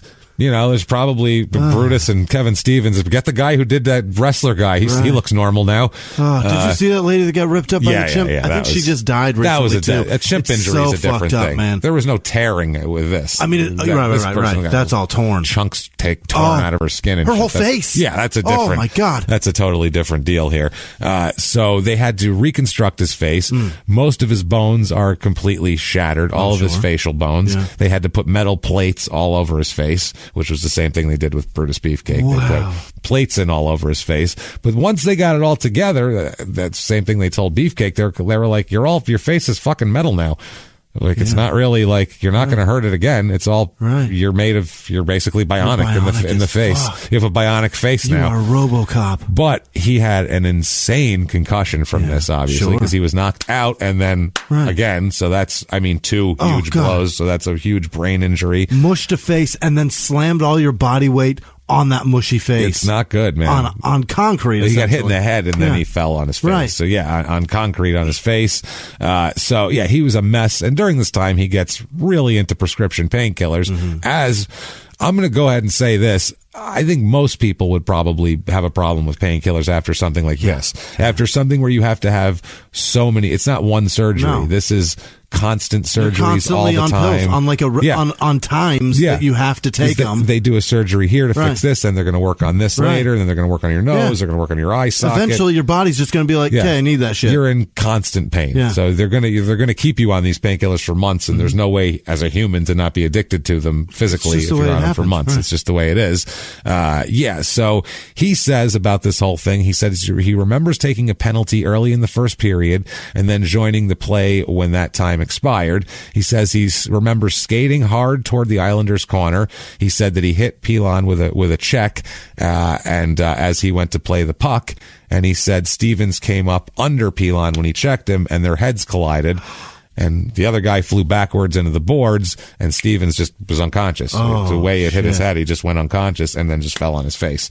And that was that. I wonder what Pilon feels. Like shit. They became really good friends after this. I'm sure they did. They were like tight. They were ended up on the same team. Because that doesn't sound like, that's not a fight. You know what I mean? Oh, no. This wasn't. No. This is just a good hockey play that their heads happened to collide by accident and one guy got hurt. It's not, no one's mad at anybody on this play. There was an attempted clean play, two guys playing hockey. You hit a hockey player good in the boards, they'll go good hit. That's what they'll say. I mean, that's just after they get up, good hit. I mean, it's one of those things. And that's kind of how hockey is too. It's not one of those things where you go, you hit like a bitch. Someone hits you good, you go, hey, good hit there, pal. It's just, it's a friendly, or not friendly, but it's a, I don't know what it is. It's a respect. There's a respect about it. There's a respect for playing that game and doing it for very little money. Back then, no shit. No shit. Way to go. Way to fucking really make me earn it today. Yeah. God damn it. Face on the fucking ice. So, but they became very good friends, and they said later on that they started hanging out more than anybody else on the team did. They ended up being like, real tight, which makes sense. So, the Glenn Healy, who's the Islanders goalie, he said, quote, he wasn't able to brace himself. His face smashed on the ice like an eggshell. It was like someone took a hammer and crushed his skull. Oh, God, Jesus. That is fucking horrific. That's a tough quote. That is like an egg, terrible. James. Like an egg. Oh, boy. Face. Like an egg. His nose was broken and twisted to the side. Orbital bone busted. Forehead was completely shattered. Shattered forehead. So hard. People punch themselves in the forehead. Blah, blah, blah. James, people use it as a fucking weapon. They use it as a weapon. They bash beer cans on it. They headbutt walls with it and shit. They headbutt people. He fucking shattered his forehead. I've never heard of a shattered forehead over anything but even in all the times we've done small town murder and done this and people getting hit with fucking hammers and bats and everything else. Never heard of a shattered forehead outside of a gunshot wound. Right. Shattering a forehead. It takes a bullet. It takes a bullet. His forehead was shattered. He was carried off the ice on a stretcher, went to the hospital. 9 metal plates used to reconstruct his forehead. Wow. His nose also had to rebuilt. He had brain damage after that. He had severe trauma to his frontal lobe. And so at that point, they don't know how that's going to affect you. Right. Because it'll affect your decision making, your impulse control, and all that sort of shit.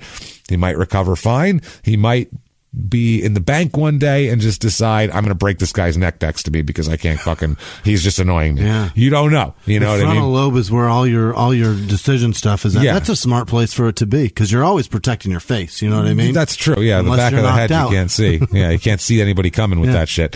So they said their doctors were really concerned about how this would affect his cognitive ability. Yeah. Would he be able to function as a person even? Is he going to be able to do things and remember where he is and know where the store is and little things like that, you know, and life the bathroom. stuff. Yeah. This is not nothing to do with hockey. No. This is, will he be a human being that's able to take care of himself? Will his body be able to remember, I don't know, fucking breathe today? You know, what your kids' names are. Right. Shit like that. Breathe is good. His teammates visited him a couple days later there. They said his head was swollen, tubes coming out of everywhere. He was in the hospital for more than a month. More than a month. Pumping him full of painkillers while he's in the hospital because he's got a horrible injury. He's got brain swelling. If anyone needs painkillers, it's this guy now. Yeah. Like, this is what they're there for, to keep people from jumping out a fucking 10th-story window from the pain. So it's rough. Mario Lemieux said, quote, "It's really unfortunate that after he got injured against the Islanders, his life went in a different direction. He came out of it after a few months and resumed his career, but he was never the same." No. And that describes him, too. As a player, he just never... Get the fuck out of here. Never the same guy. Try to keep playing. Oh, he plays for years. Wow. Plays for another 7 years. But he's never the same guy again. That is nuts. It is. It's crazy. And his production goes from, 40 something goals a year to 15. He's not the same guy anymore. It's sad. It really is. Mark Recchi, one of his close friends and teammates, he says, quote, "We know what he was like when he wasn't addicted. We know what type of person he is. We know that was controlling him. You always stick with a guy like that. He's such a tremendous person and a wonderful teammate." So no matter what he does, all of his teammates will always kind of have his back, and people like him to the point where they're like, yeah, but he's a good guy. He's a real good guy. You just gotta, help him. He tried to hide the drug use from his teammates. You're not gonna... That's not going to work. It's hard. Well, on the road, he would sneak away from team outings. Everybody's out at the bar. Why are you always out? Everyone's there for an hour at the bar, and, everyone's doing their own thing. And after a while, they just don't notice that. Where'd Kevin slip off to? Oh, maybe he went back to the room, whatever. No, he's going to score drugs. Of course. That's where he is. He says, quote, "I'm hanging out in the worst places in town doing things that those people do. When you need to find things that are illegal, you go to illegal places." So yeah, he's out looking for drugs on the street while his teammates are, talking about hockey. Gross. And putting back a few beers, and it's a different lifestyle. He said sometimes he would search all night. If they were in a strange city, he'd be searching all night, and then he'd show up at the arena without sleeping. So you're not going to score 3 goals a game if you're not sleeping before the game. Like, you need some rest for hockey, especially if you're like, I'd really love some crack. Boy, I'm exhausted.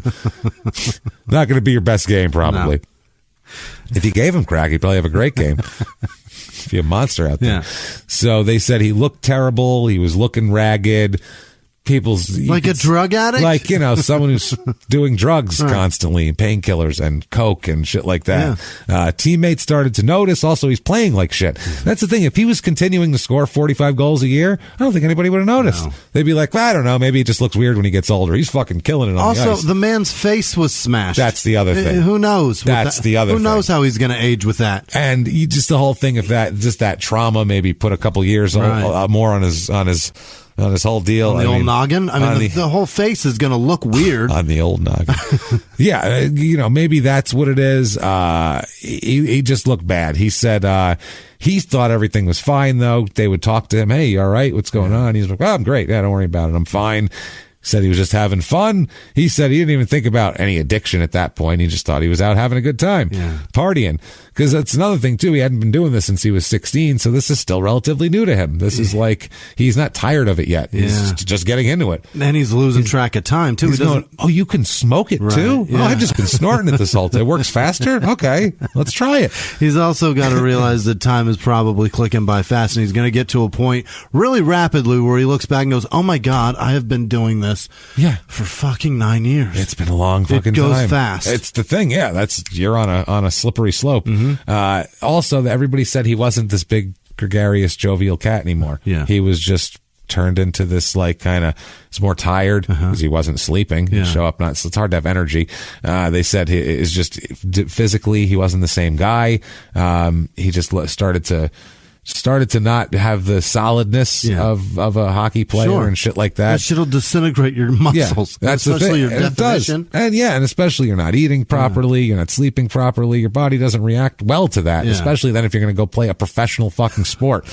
Along with other men who take this shit serious. Who slept last night and worked out. and had a nutritious, hearty meal today. Aren't on a 2-week crack binge. Right. So, they're going to probably play better than you.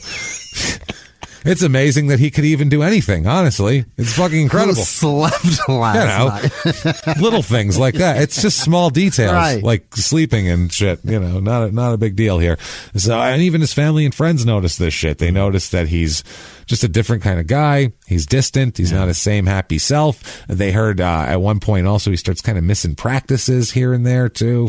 That's going to happen. He's got excuses. That's going to come fast. And they kind of give him a little leeway because he had that injury and because he's known as such a hard worker and a good guy and everything like that. If he says he needs to miss practice for a personal reason, blah, blah, blah, he must really need to miss practice. So at first, you need that guy in the locker room. We'll give him some rest. At first, you go along with that because you trust a guy, but then after a while, if the guy's a drug addict, that's something that he can do now. And then you go, oh my God, he's taking advantage of us. After a while, what the hell's going on? Right. August 2nd, 1995, Pittsburgh's had enough and they're not enthralled with him anymore and they trade him to Boston. Well, that's nice. Oh, yeah. It's never go home. Remember that? Well, he has no choice. Right. He's sent home, literally. They forced him. Not great. They forced his hand. Yeah, and especially at this point, they're thinking he still has high trade value because everyone's looking at him, and his slower play going, well, he's coming back from that injury, but he's going to be back all the way eventually, and then, we're 45 goals a game. Right. So they're... As a going away gift, did they adopt a kid and name him Junior for him? Wait till later. So I got a good one. So he's traded to Boston by Pittsburgh. He's traded with Sean McEachern. He's like, I know that guy. We're best buds. For Glenn Murray and Brian Smolinski. I think you nailed it. I think I got Smolinski. I think I got it probably perfect. Yeah, SMOL. Insky? Yeah. I got that. That's it. And a third round draft choice here. Okay. So it's supposed to be a fresh start and he's looking forward. He's the local hero, man. He's from there. He's going to go and he only lasts 40 games in Boston though. They only keep him around for 40 games. In Pittsburgh, like I said, is in 94-95, he had 27 games played. He had 15 goals, 12 assists. And then total for Boston, he plays in 41 games. He has 10 goals and 13 assists. How much of a fucking disappointment do you got to be for Boston to reject you? Do you know, LB stuck around that town. He's still there. Especially he's on the fucking guy. Radio. How do you not embrace this guy? Because there's rumors also that everybody knew that he had problems off the ice, and that was one of those things. Because later on, he ends up on the Rangers, and the Rangers knew right away there's rumors about his alcohol problems, and he's got a pill issue maybe and stuff like that. LB was just drugs, right? I think it was just booze and crazy. Right? I mean, who knows what else he was doing? But that's all that we had documented. That's was all. Just booze. Yeah, it was just a bunch of booze. I promise you, it's not just booze. That's like. that's a light way of saying that man's got a lot of problems. Yeah, that's like saying Jupiter is just a planet. Right. It's and pretty we go fucking there. big. We go there, but it's just far away. Yeah, it's a little far. It's just too much of a trip. It's too much over there. So, Boston has him. He's traded to the Los Angeles Kings at that point, the original team that drafted him that year. He finishes up 95-96 there, playing in 20 games, scoring only 3 goals and having 10 assists. 96-97, though, he'll play in 69 games and have 14 goals and 20 assists. So it's just not there. It's over. It's not there. And he doesn't know it. No. 95-96, he plays on the U.S. World Championship team, not the Olympic team. It's whatever that is. They win the bronze medal there. He's traded by to L.A. by Boston for Rick Tocchet, who's another name player here. He's a lot of injuries at this point. Injuries start 95-96. He's got a sore back. He misses some time in January 96. Then in February, he's got a hip flexor injury, and then he's got a small fracture in his left fibula in February of 96, in late February. That's in the leg, right? Yeah, he's out for a month there, and it's a lot of issues. The next wear and tear on an old man's body. Next year, he misses time with a concussion. Oh. He got another one? I'm sure he's had many since then, probably. God. He's been playing hockey. A concussion so bad he has to talk about it. Right, he has to take a break. Yeah. We know that these things happen. Think about how, if in the couple years before that, there was concussions that he had that he just didn't come out of the game. Got his bell rung and was like, well, I can't come out now. Nice hit. Especially with him, because if he starts coming out with concussions, they're going to think he's washed up. Right. So he's got to really say, like, no, I'm fine. My head's great. I can, hit his ting on his steel plate in his forehead. Look at me. I'm made of fucking I'm fine. iron. There's a microwave being used 300 yards that way. As long as it doesn't get any closer, I'll be good. I can feel it. Yeah. So, Jesus. He plays the rest of the year out in L.A., and then while here, still with the Kings at the end of the year, he enrolls in the NHL substance abuse program for the first time here. And but there's nothing came out publicly at this point. This was totally private thing. He just went to the league, and the league put him in a program. I guess if you voluntarily ask for it or whatever, smart, it's a thing. So nothing came out publicly at that time. But then the next year, he has this concussion, like we talked about. He's got back spasms. He's got all sorts of shit. He's starting to break down here. Sure. He's traded to the Rangers by Los Angeles for Luc Robitaille, who's another name player. That's weird. It's all name for name here. Now, summer of 98, he again enters the NHL program for substance abuse here. It's in Southern California here. Because it's in L.A., he receives regular visits from Wayne Gretzky, who's on his team on the Kings at that point. He says, Gretzky says, quote, "I think the reason people were so drawn to Kevin is he would give the shirt off his back to anybody who needed anything. A ride, somebody to talk to. Kevin was always there. He was comfortable hanging with the captain or the young guys on the team. He was one of those guys that nobody disliked." Yeah. So that's his role. And it's got to the point where, Gretzky comes and sees you, which is pretty cool, honestly, that you're kind of on the, getting, you're not doing great. No. Yeah, this is terrible. Biggest star in the history of the league is still going to come visit you in the hospital. Nice. So that's the kind of guy he is. Well, Gretzky too. It's a pretty decent cat for not abandoning his friend. It's pretty rad of him. Yeah, it's pretty cool. Not just for him, but I think more for Gretzky than for dipshit. Definitely. Now, Kevin says about this whole situation, about this whole drug situation, quote, "The cocaine set it off. The injury made it bigger, but I was definitely in trouble once I did the cocaine. I had no idea what addiction was. I had no idea what any of it was. I talk to people now, and I remember when people would come to me and talk about this stuff, and I'd say, that's never going to be me. I was a first-team All-Star. I was winning Stanley Cups, and I didn't do a drug until I was 28 years old. You never know if it's going to be you." So that's his take on the whole thing, gets out of control quick. Right. And it fucking does. We've seen it with so many guys. They don't... That night when he snorted his first line, he didn't be like, I'm going to be a cokehead now. That wasn't the plan. Like, you know what I'm going to do? I'm going to be a fucking cokehead. Not like someone who's like, I'm going to start painting, and then they go out and buy like canvases and paints and brushes and all this shit. There are people though that try it and go, "Oh, this is going to be a fucking problem." That was, I think, his thing. Yeah, but I mean, that was already Lang too when he tried for heroin for the first time. He was like, some things click with people, and it's angels sing for them. That's what it is. This is going to be something I battle for the rest of my life. That's it. Yeah, they never. It happens to people. That's an addiction thing. It's some trigger, like we said. It's that circuit board that your brain was looking for. It plugs it in, and everything starts running in a way that feels perfect. Good. Yeah. So now he's in 98, 99. He plays 81 games, 23 goals, 20 assists for the Rangers. 99, 2000, he only plays in 38 games, 3 goals, 5 assists for the Rangers. So not quite as good here. It's he's declining rapidly. Summer 1999, he finds himself in rehab again. Yeah. It's like he plays the season, drinks and does all his shit, and then in the summer he's like, once the season's over, I'm fucking exhausted. Cocaine time. Rehab time. Yeah. That's when he goes to rehab. Yeah. It's like Eddie Johnson in our episode on Eddie Johnson way back in the beginning there. Oh, yeah, he used to get arrested the second the season ended. He'd get arrested because he had nowhere else to go. But to go July 7th. July 7th. He's going to be arrested again every year. So he's in rehab. This time it's in Massachusetts. The psychologist who worked there, he told that he had a problem with Percocet, Vicodin, and oxycodone since the mid-90s, since his injury, since he had it prescribed. He flies across the country more than we do. Yeah. Starting out in Boston, going over to fucking L.A., back to Pittsburgh, rehab. Up to Boston, back to L.A., back to New York, back to L.A., back to Boston. God damn it, this is exhausting. This is exhausting. I need Coke to keep up with this story. That's what I mean. You need Coke. Where's my goddamn crack pipe? This is unbelievable. I'll take my crack pipe. Now, this all culminates in one of the more embarrassing arrests in the history of crime and sports here. Okay, January 22nd, 2000. Yeah. It starts the night of January 22nd. It's going to end the morning of January 23rd at about 7 a.m. All right. With no breaks. So that'll tell you a lot there of what kind of night we're talking about. It's going to end also at the Travelodge Motel. Oh, no. In Collinsville, Illinois. Oh, boy. Outside of St. Louis. Room 239.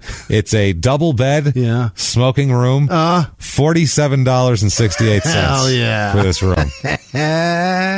In 2000. This is not in 1985. Right. 2000. This is fairly recent. There's a $47 a night room. That's piece horrible. Of shit. Yeah. That's a room. That's bed bugs. That's a room that you like get a prostitute and some crack and you go there. Right. So let's find out what Kevin did. Well, when police end up finding him in the morning, he is in possession of crack cocaine and $3,000 in cash, as well as in the company of a known prostitute named Pamela Valia, who is also, there's also other people there. There's crack pipes. There's all sorts of shit going on. We'll get to that, though. We'll get to how he ends up in a terrible, disgusting, sleazy motel with prostitutes and crack and other strangers, too. Yeah. The cast of characters in this is like a Tarantino movie. It's hilarious. What a fucking comedy this is. Somebody's screaming girlfriend is there with a fucking... It's nuts. Nose piercing. It is absolutely Pulp Fiction, this fucking story. When I tell you this story, you can't tell me you won't picture Uma Thurman in this role and everything else. Okay, now. Okay.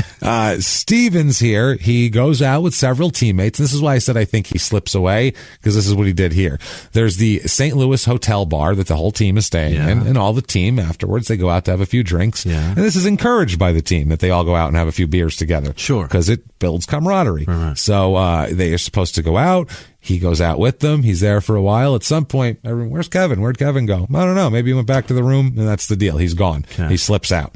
At some point, he arrives at a place, they're calling it a quote-unquote club in Sauget, Illinois, called Oz. They crossed the border. He crossed the border into Illinois. Into Oz. Only it was all black and white over there. It was very weird. Very strange. Very strange. Yeah, it's just all the color went away. So he arrives at Oz. This there's strip clubs everywhere in this area. This area is a bunch of all-night strip clubs and people drinking and acting like fucking crazy people. Scum. I love it. Scum. So he hangs out there for a while because the nice hotel that I'm sure the NHL and his team put him up in with his teammates. There's no story there. There's no story there. That's just, hey, we had some beers and, this guy hooked up with a girl and then we all went up to our rooms and that's it. This is fun. This is different. So. Black and white scum. Oh, boy. So.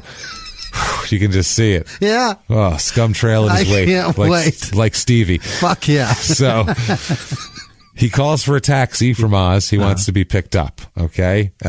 He does not request to be taken back to the team hotel, though. No. He requests to be taken to East St. Louis, which, if you don't know, if you're not from America or unfamiliar with this part of the country, East St. Louis is not a nice place. No. It is known as... You cross a river, right? I don't remember. I think you cross a bridge to get there. It's just synonymous with ghetto. It's bad stuff. It's just, that's there was a serial killer there. Oh, and no one cared. Nobody probably. Gave a That's shit. the thing. They were like, "Who are you killing? People from the? Don't worry about it. It's crazy." That's what I mean. People with high murder rate, drugs, and it's just it's a very not known as a nice area. It's not an area you'd go in if you're an affluent dude looking for a night out on the town. And it's also not where you're going to raise a family. That's the other thing. Right. Yeah, it's you're going. There's certain you're going because that's all you can afford. That's why you're going there. Or you want crack, right? Or you're buying or selling crack. One of the two. So he takes the club, the cab from the nightclub here, Sauget, Illinois, to East St. Louis, which isn't that far. Here, Steven says, "Do you know any ladies that I could possibly request the company Cab of driver for a fee?" Cab driver. Yeah. You are now a pimp. See, well, that's the thing. That's the difference between cab drivers and Uber drivers. An Uber driver won't even stop at McDonald's for you for a cheeseburger. They're like, fuck you, we're going straight here. Yeah. I don't care. A cab driver, you could literally be like, you know where I can get like a hooker and some crack? And they'd be like, I'm right on it. Detour. You give him an extra $20. Yeah. Cab drivers would take you around, show you shit, find you prostitutes, get you drugs. They would do anything. A cab driver would do anything. And then call his dispatch and be like, I had to go a little bit out of the route. Yeah. The roads were closed. I had to get this guy crack. Right. He paid it was an extra fucking 7 miles. He paid it. It's on the fucking thing. It's on the meter. And the guy'd be like, good job. Good job. Understood. Good job. We understand. Keep that meter running. Well, he went in the crack house. He kept the meter running, right? All right. That's my boy. That's what you do here. Now, Employee of the month. He is. The cab driver contacts a prostitute because he's a cab driver, and that's what they did. They know those things. That's the difference. If you see anyone in the back of a cab, that's why they're in the back. That's a bad person. Because the cab driver, they want that cab driver to do something that an Uber driver is not willing to do. That's what that is. That's exactly what that is. You can't get in an Uber at a club and be like, get me a prostitute and some crack and then take me to a motel room. They'd be like, fuck you. You're sitting next to my child's seat, you fucking jerk. They'd be like, it says here that you're going to this address. So that's where you're going. That's where you're going now.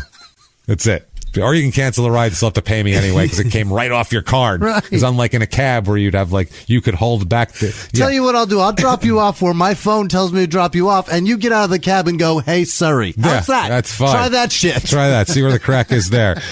So the prostitute is a woman named Pamela Valia. She's 27 years old. She tells police later on that she's been a prostitute for about 6 months. Oh, boy. I just love this story. Been a prostitute for about 6 months. Yeah. It's good. It's good. So, I like it, just trying to get past that probationary period so I can get the insurance. But other than that, I was really tired of living that hellish 9 to 5 in the cubicle with somebody breathing down your neck. I'm doing great now. I make my own hours, which is good. It was either this or that Lulu stretchy pants thing. I couldn't decide which one to do. So I'm going to... I slept until 1 today. Yeah. So I'm going to do this. Of course, I was out till 8 this morning. Sucked a lot of dicks. But it's not bad. I'm not going to lie to you. 6 months, it's going well. My breath isn't great yet. She was standing in the parking lot of Magoo's, which is a drive-through liquor store. This is all class, by the way. Magoo's. A prostitute standing in the parking lot to take his Magoo's out of it. of an East St. Louis drive-through liquor store at night, summoned by a taxi driver. Yes. This is all sleaze right here, okay? This is as sleazy as it gets. The cab driver's name is Alfred Triplett, by the way. Yeah. He's lives in East St. Louis. He approached the prostitute, we'll just call her Pamela. Yeah. She approached the young lady, Pamela, and said that a friend in the back seat wanted to speak with her, which, and I assume in prostitute terms, means suck that guy's dick for money, I guess. No one wants to talk to you. Hey, bitch, I got you a John. He'd like to know your opinions on the upcoming Democratic primary. Do you think Buttigieg has a chance? That's what he wants to talk about. Yeah. He just really wants to talk about No, I don't think that's wants to talk to her. What's your opinions on why Beto pulled out? Yeah, he'd really like to know. What do you think about the Syria situation? Because, the Kurds were like that's not what's happening. No. None of this is happening. They're not going to talk about. Hey, do you suck dick? He wants one sucked. You're one of them dick suckers, right? I feel like that's what he would have asked her. Not that that's her. Right. Doesn't define her. I'm just saying that's what he would say. I got a dick to suck back there. It's a cab driver. They're not the classiest. That's what I mean. Guy in the back, not the classiest. Girl selling her pussy, not the classiest. Everyone here at the Magoo's drive-through liquor store, not the classiest. It's all the same. It's all the same. So none of these people have been to a wine tasting. No. Well, he probably has. He may have. But he was like, man, I wish there was crack in this wine. It's not as good as crack wine. I like my crack. I like it infused with a crack. He probably left the wine tasting early to go find a woman who's never been to a wine tasting before. Yeah. Now, she goes up to the car and she says that Stevens was already smoking crack from a glass pipe at that point. And he's already smoking crack in the back of a cab. Yeah. This cab driver is just a real loose guy. So try that shit in an Uber. Yeah, that's what I mean. Try smoking crack and telling your Uber driver, get me that prostitute while I smoke this rock back here. They will call the police on you. I'm going to do this where your kids ride in your car. Report you. You'll be banned from Uber for life, and you'll get arrested. All three of those things will happen. You'll be on TMZ if you play hockey. That's what I mean. That's why cab driving, honestly, it was a specialty. It was an art. There was an art to being a cab driver because you had to be all different things for different people. You were a liaison for scummy behavior, and you were a safety guy that got drunk girls back home. A liaison to the city, basically. A few guys really fucked that up for people. They did. They really fucked it up. And then the guy at the top has to have this big house. How many rooms you need, sir? How many bathrooms? How many fucking toilets do you need to shit in? Why does it need to be golden? You're why Uber exists, just so you know. So he's smoking crack. He offers her he offered this decent offer. He offers her $500. Okay. Which, I mean, for that someone hanging out in the parking lot of Magoo's. Right. I've seen Hookers at the Point on HBO multiple times. They have 1 and 2, and those are from like the same period. You could get a half and half for $50 from this neighborhood. I'm sucking dick. Yeah, I'm sucking dick right now. That's exactly what happened. The most unbelievable thing I've ever seen. You could get a blowjob for like $25 at this point in time. That one was $20. Yeah, $20. Gross. There's negotiations that go on and all this shit. So it's disgusting. $500 is well over asking price. He's paying over sticker at this point. When James says it's disgusting, it's fucking disgusting. mean it. I do. He walked into a dealership and said, "I'll give you $75,000 for that Toyota Corolla," and they were like, "Okay, the sticker's 28, but sure." Yeah. That's what it was. Right. It's just more than he probably had to quote, hang out and party with him, which. That doesn't sound like sex. That sounds fine. She got in. She was like, she's got $500. Fuck yes. And crack. Right. Sure. So she got into the car. He's smoking crack. This seems good. They go to the Magoo's there, where they pick up Pepsi, a bottle of Crown Royal. Also, this is for the cab driver because you want your driver to get the alcohol. Get him on brown liquor and brown soda, and a Brillo pad, as if you're going to smoke crack, you need that. You need a filter, and a glass tube that contains a single rose. This liquor store sells crack pipes, and they're allowed to sell them because they put those little roses in them, and that way they go, it's just a glass case for a rose. Meanwhile, it's a crack pipe. pipe. Right. They just sell a crack pipe where they put a rose in it. Right. Makes Put it a legal. little, right. That's their way Put of a making little cork in the end. Exactly. Done deal. But they're only sold as crack pipes. Of course. That's it. Then Right. no one goes, that's a nice rose, and they pick it Right. up. They're literally like, I need a crack pipe, and they dump the rose out and say, thanks. Now, a police officer says, quote, they sell roses at Magoo's in 6-inch long glass tubes. They just stick a cork in the bottom of it. We all know what it's used for. It's drug paraphernalia, but they sell them legally as rose tubes. You throw the rose out and you've got an instant crack pipe. You buy a Brillo pad to keep the crack from falling through. And the cop said that the prostitute Pamela, she said that she bought her crack pipe. They bought her own crack pipe. That was the drive-through thing because Stevens didn't want to share his crack pipe. Oh, what that's a guy. why. Yeah. Well, this is my crack pipe. Yeah. You need your own crack pipe. His and hers. Yeah. Huh. She said that for every hit that she was taking, he was taking 7 or 8 hits. Oh, I'm sure. He was ripping at the fine. He's a big guy too. Right. She said, quote, I was getting pissed off because I couldn't get high. I was having to light his pipes. I was having to light his pipe so many times because she had to keep lighting it for her and for him, and she couldn't light her own. Right. I don't know why he couldn't light his own. She said that he gave her $500 and, quote, purchased another $500 worth of crack from a dealer in East St. Louis. So, middle of the night, East St. Louis, there. She said that he got there and peeled off $500 off a big wad of fucking bills at a crack spot in East St. Louis in the middle of the night. And it is absolutely awful. She said she was positive they were going to be murdered and robbed. This is a hood prostitute. This is a hoodker, is what you have. Okay. If you frighten a hoodker, you have done something, sir, because they've seen some shit. Right. Trust me. Hookers at the Point. Watch it on HBO Go. It's on there. Right. It's you can't frighten. They've had the stories these women tell are harrowing. You're like, oh my God, jaw on the floor, going, like, that happened? No, why? Don't do that to people. No. It's fucking horrible. Yeah. He scared a crackhead hoodker. Scared her.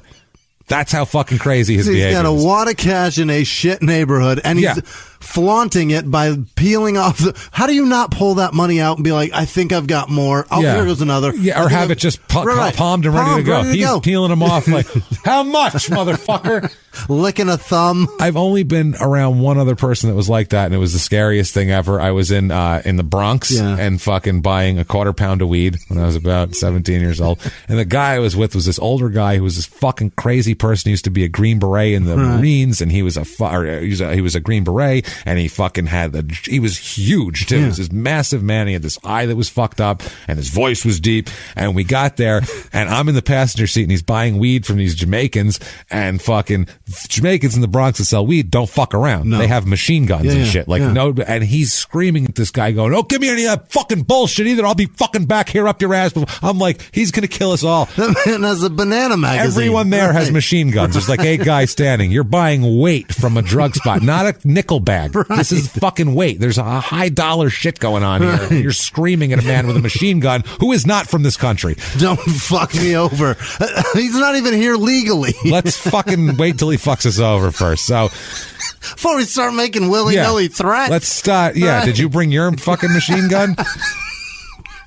Jesus. So they talked to a cop about this buying drugs in this area, with a large amount of bills. Right. And they said, would that be a wise decision? And the cop said, quote, my first question would be, what kind of automatic weapon are you carrying? If you were going to flash a big roll in East St. Louis. And he said, my second question would be, how much ammunition do you have for that weapon? So yeah, this is not wise shit. And how big is it and how much can you fire? Because otherwise, you're in a lot of trouble. He is out of control, basically. This is the only out of control behavior. Right. That's the only thing that they're chasing that time of night is that wad of cash. And you are showing them that you have it. Right. I mean, that's crazy. People will rob people for way less than that. $20. I've read a story, and looking for small town murders, of a guy who killed another guy for $3. Wow. $3. $3 he shot him. $3. Robbed him for $3 and killed him. I don't know what to tell you. The man had $3. I mean, I needed $3. I needed like a pack of juicy fruit, or and a Pepsi. And that's it. And that's it. Yeah. So he scared the shit out of a hooker. I'm amazed at that. So the cab driver agrees to take them to a motel, and they continue to smoke crack the whole time together. Yeah. They get an 8-ball. That's how much crack they bought. They bought a bunch of crack. It's a lot of crack there. So you can do that in a night, though. Yeah. Triplet here, the cab driver, was being paid $100 an hour to take care of Steven. Wow. He said, I'll pay $100 an hour to take me around, find me prostitutes, get me drugs. Yep. Be my tour guide, basically, which is a good deal for a cab driver. My scum tour guide. Yeah, that's a better night than he's going to make on his own driving a cab by far. God, yeah. So this is a big deal. He suggested that they go to Collinsville because it's like out of the way a little bit here, and they could get a motel room and smoke their crack in there, and rather than just in the cab. Now, the Pamela Valia, the prostitute, she wanted to go to Howard Johnson's. Let's go to the Howard Johnsons. Yeah. Instead, Triplet drove them to the Travel Lodge. Like, this is a little more like our speed, crack smoking speed. Right. You know what I mean? The Hojo's got family. I was going to say, the Hojo, there's kids in there and shit. And there's like a restaurant. We can't do that. The Travel Lodge, they're going to be up early getting their Continental. You slap $50 on the counter. They toss you a key. They don't even look at your face. We get it. They don't care who you are or what you're doing here. So he pays for the room. When they reach the room, Pamela asks Stevens to give the cab driver $40 and take it to another area motel where a friend of hers was waiting to get the signal that she was okay. Yeah. And they don't have cell phones, I guess, at this point. So How fascinating is a crack smoker's mind, by the way. Yeah. Overpaying for everything except for the accommodation. Except for the accommodation. Well, we're going to go cheap on that. But $500. Pay $100 an hour for a shitty cabbie to drive us around. I feel like 30 would have probably done the trick. You know, that's what I mean. He's overpaying. He's walking in like crazy. What's that Camry? $75,000. He is making it rain on everybody except for the concierge. That's it. So Stevens and his lady of the evening, they go to the hotel room where they were then joined by Daryl Crawford, who is a 30-year-old. He's a big, giant guy, identified as a gang member who shows up, and Stevens gives him some crack, which is... You know, you're in a weird place when you're giving gang members crack rather than the other way around. Like, you have gone through the looking glass. You are well. Not just that, you've dropped down the rung of gangsters that you got the junkie gangster. Like, that's not even the good gangster. It's so weird. They believe that this guy Crawford is Pamela Valia's pimp. That's the connection here, and he's a member of the Vice Lord Street Gang, according to the police. That's scary. So the police say that later on they'll say that. Kevin Stevens, he dispatches the driver, sends Triplet off to do this shit here. And by the way, this is a great article. A lot of this in SI it's the SI Vault has a good article on this. Sports Illustrated. If you like old sports like stories, subscribe to that Vault thing. I don't even think you have to subscribe. I think you just go on there. But they have like all the old Sports Illustrated stories, and some of them are really interesting, especially when it's on a fuck up. Sure, it's really good, and some of them are really good work. This guy did really good work. You haven't even said that. This guy may have done good work, but how did the doctors do? Did they do good work? Does he look okay? Yeah, he looks fine. They did really? Fine. They did good. They got to practice on Brutus Beefcake, and apparently they're fine after that. But Kenny Rogers got all fucked up. So, he's all messed up. Not going to work. He's a mess. So they sent this guy, the driver, Triplet, on the errand here. He comes back apparently 6 times, pounding on the door. I don't know why he's pounding on the door so much. The gangster? No, the cab driver. Okay. The gangster is in the room hanging out. It's a crack party in the room. A prostitute, a gangster, crack. It's a party. It's party time. Cab driver is banging on the door. The Pamela Valia says that she thought that he wanted more money, the cab driver. He was mad he wasn't getting paid enough or something. She said she looked out through the peephole at the cab driver and saw what she thought was a gun in his waistband. So, at that point, by the way, at this point we must address crackheads are really paranoid. Yeah. That's a thing with crackheads. That's what they go through. They're super paranoid and they think people are out to get them. So, what she does is call the front desk for help. Oh, Jesus. No. What are you doing? You can't do that. No, you're going to mix the straights in with this? All illegal transactions. Yeah. Exactly. No mixing. You're mixing a law-abiding citizen in with the fucking mess. That's not, you can't do that shit. And it's not okay. So, she calls the front desk. The hotel what they do, they're not going to solve it. They'd call the cops. Yeah. Because they're not going to get involved. That's their job. I work at a hotel. Right. I'm not going to fucking go up there and deal with cab drivers and crack Also, I pumpers wasn't overpaid. Fuck That's you. the other thing. Yeah, I'm making fucking probably $6 an hour back then or something. So the police arrive at 6:50 a.m. This is all going on now.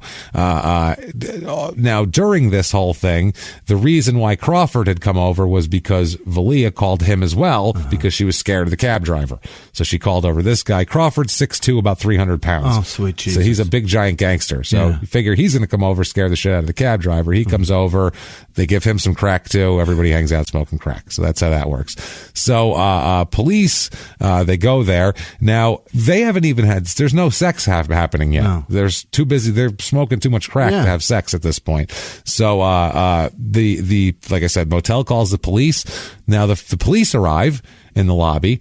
Like, we're here. Where do we go? Yeah. The front desk calls the room to say, hey, the police are here if you still want them, to Valia. And she goes down and tries to persuade them to leave.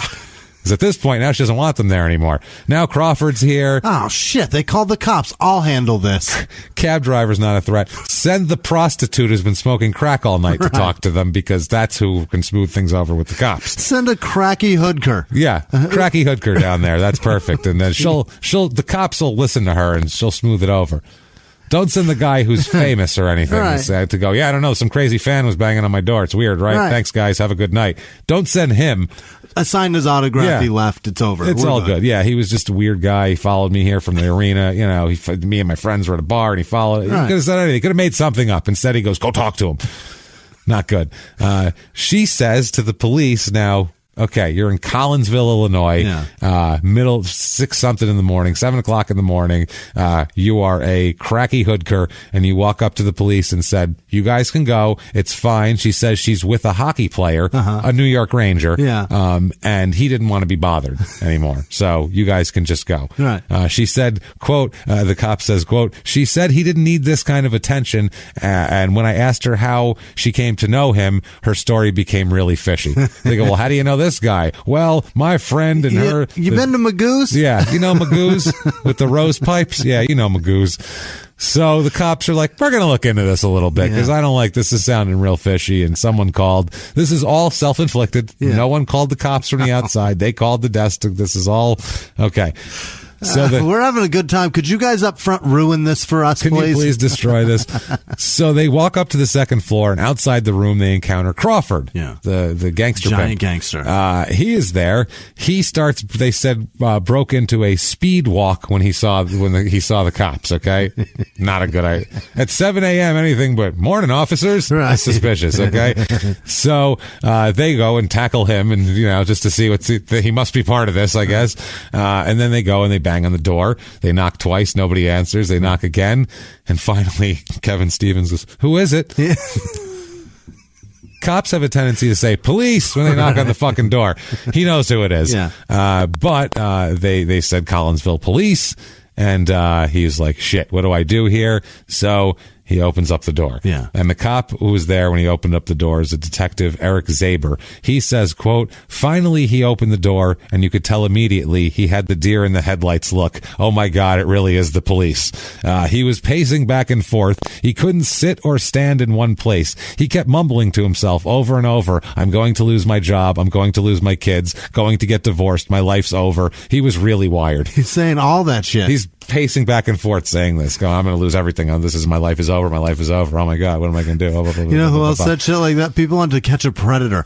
So you know that he fucked up, and he knows that he fucked up. Now the cops are leery of him because he's a huge guy who's all wired up. And when someone's in that state going, my life is over, they're unpredictable. And on crack, they're even more unpredictable. They've got shit to lose. Yeah, so they were a little leery of him. The police officer said that Stevens had that head up, shoulders down look of despair, is what he said. The windows were closed, the drapes were drawn, beds were still made, still sitting on top of the sleazy Travelodge fucking disgusting comforter. That's all just looks like a solar system because they want to hide the jizz.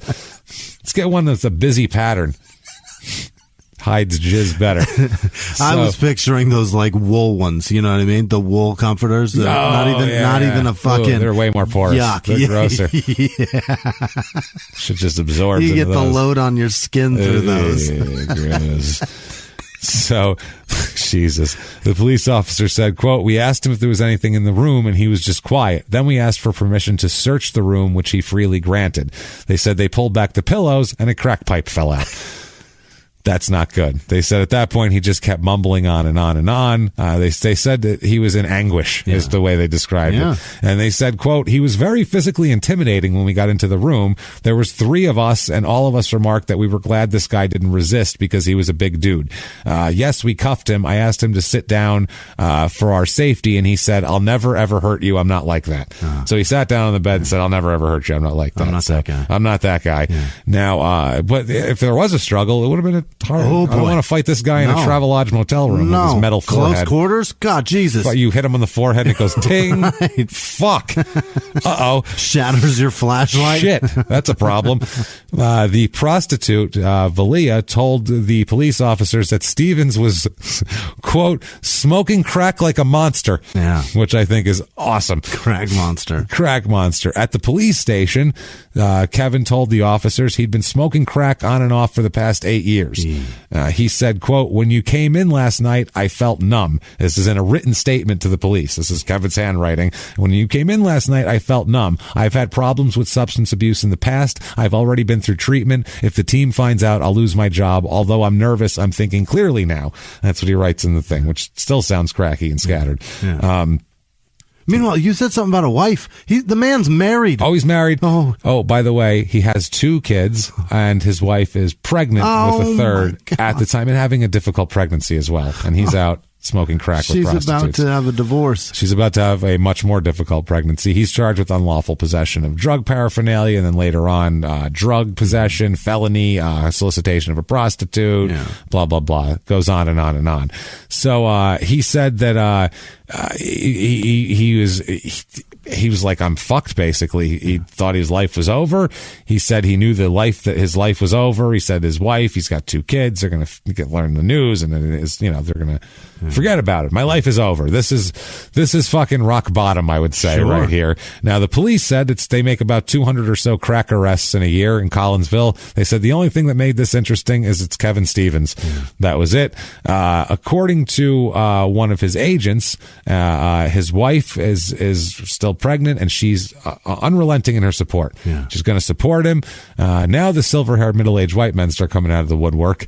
Here, the Rangers team president said, quote, our thoughts are with Kevin and his family at this time. Not, why is he smoking crack in a fucking hotel room like a scumbag? Right. Our thoughts are with him at this time. The New York Rangers organization will fully support Kevin in any possible way. Why? Wow, that is different than the NBA's response. I would say, holy shit. They issued a statement saying that he was going to go into programs. He's going to be in doctor's care.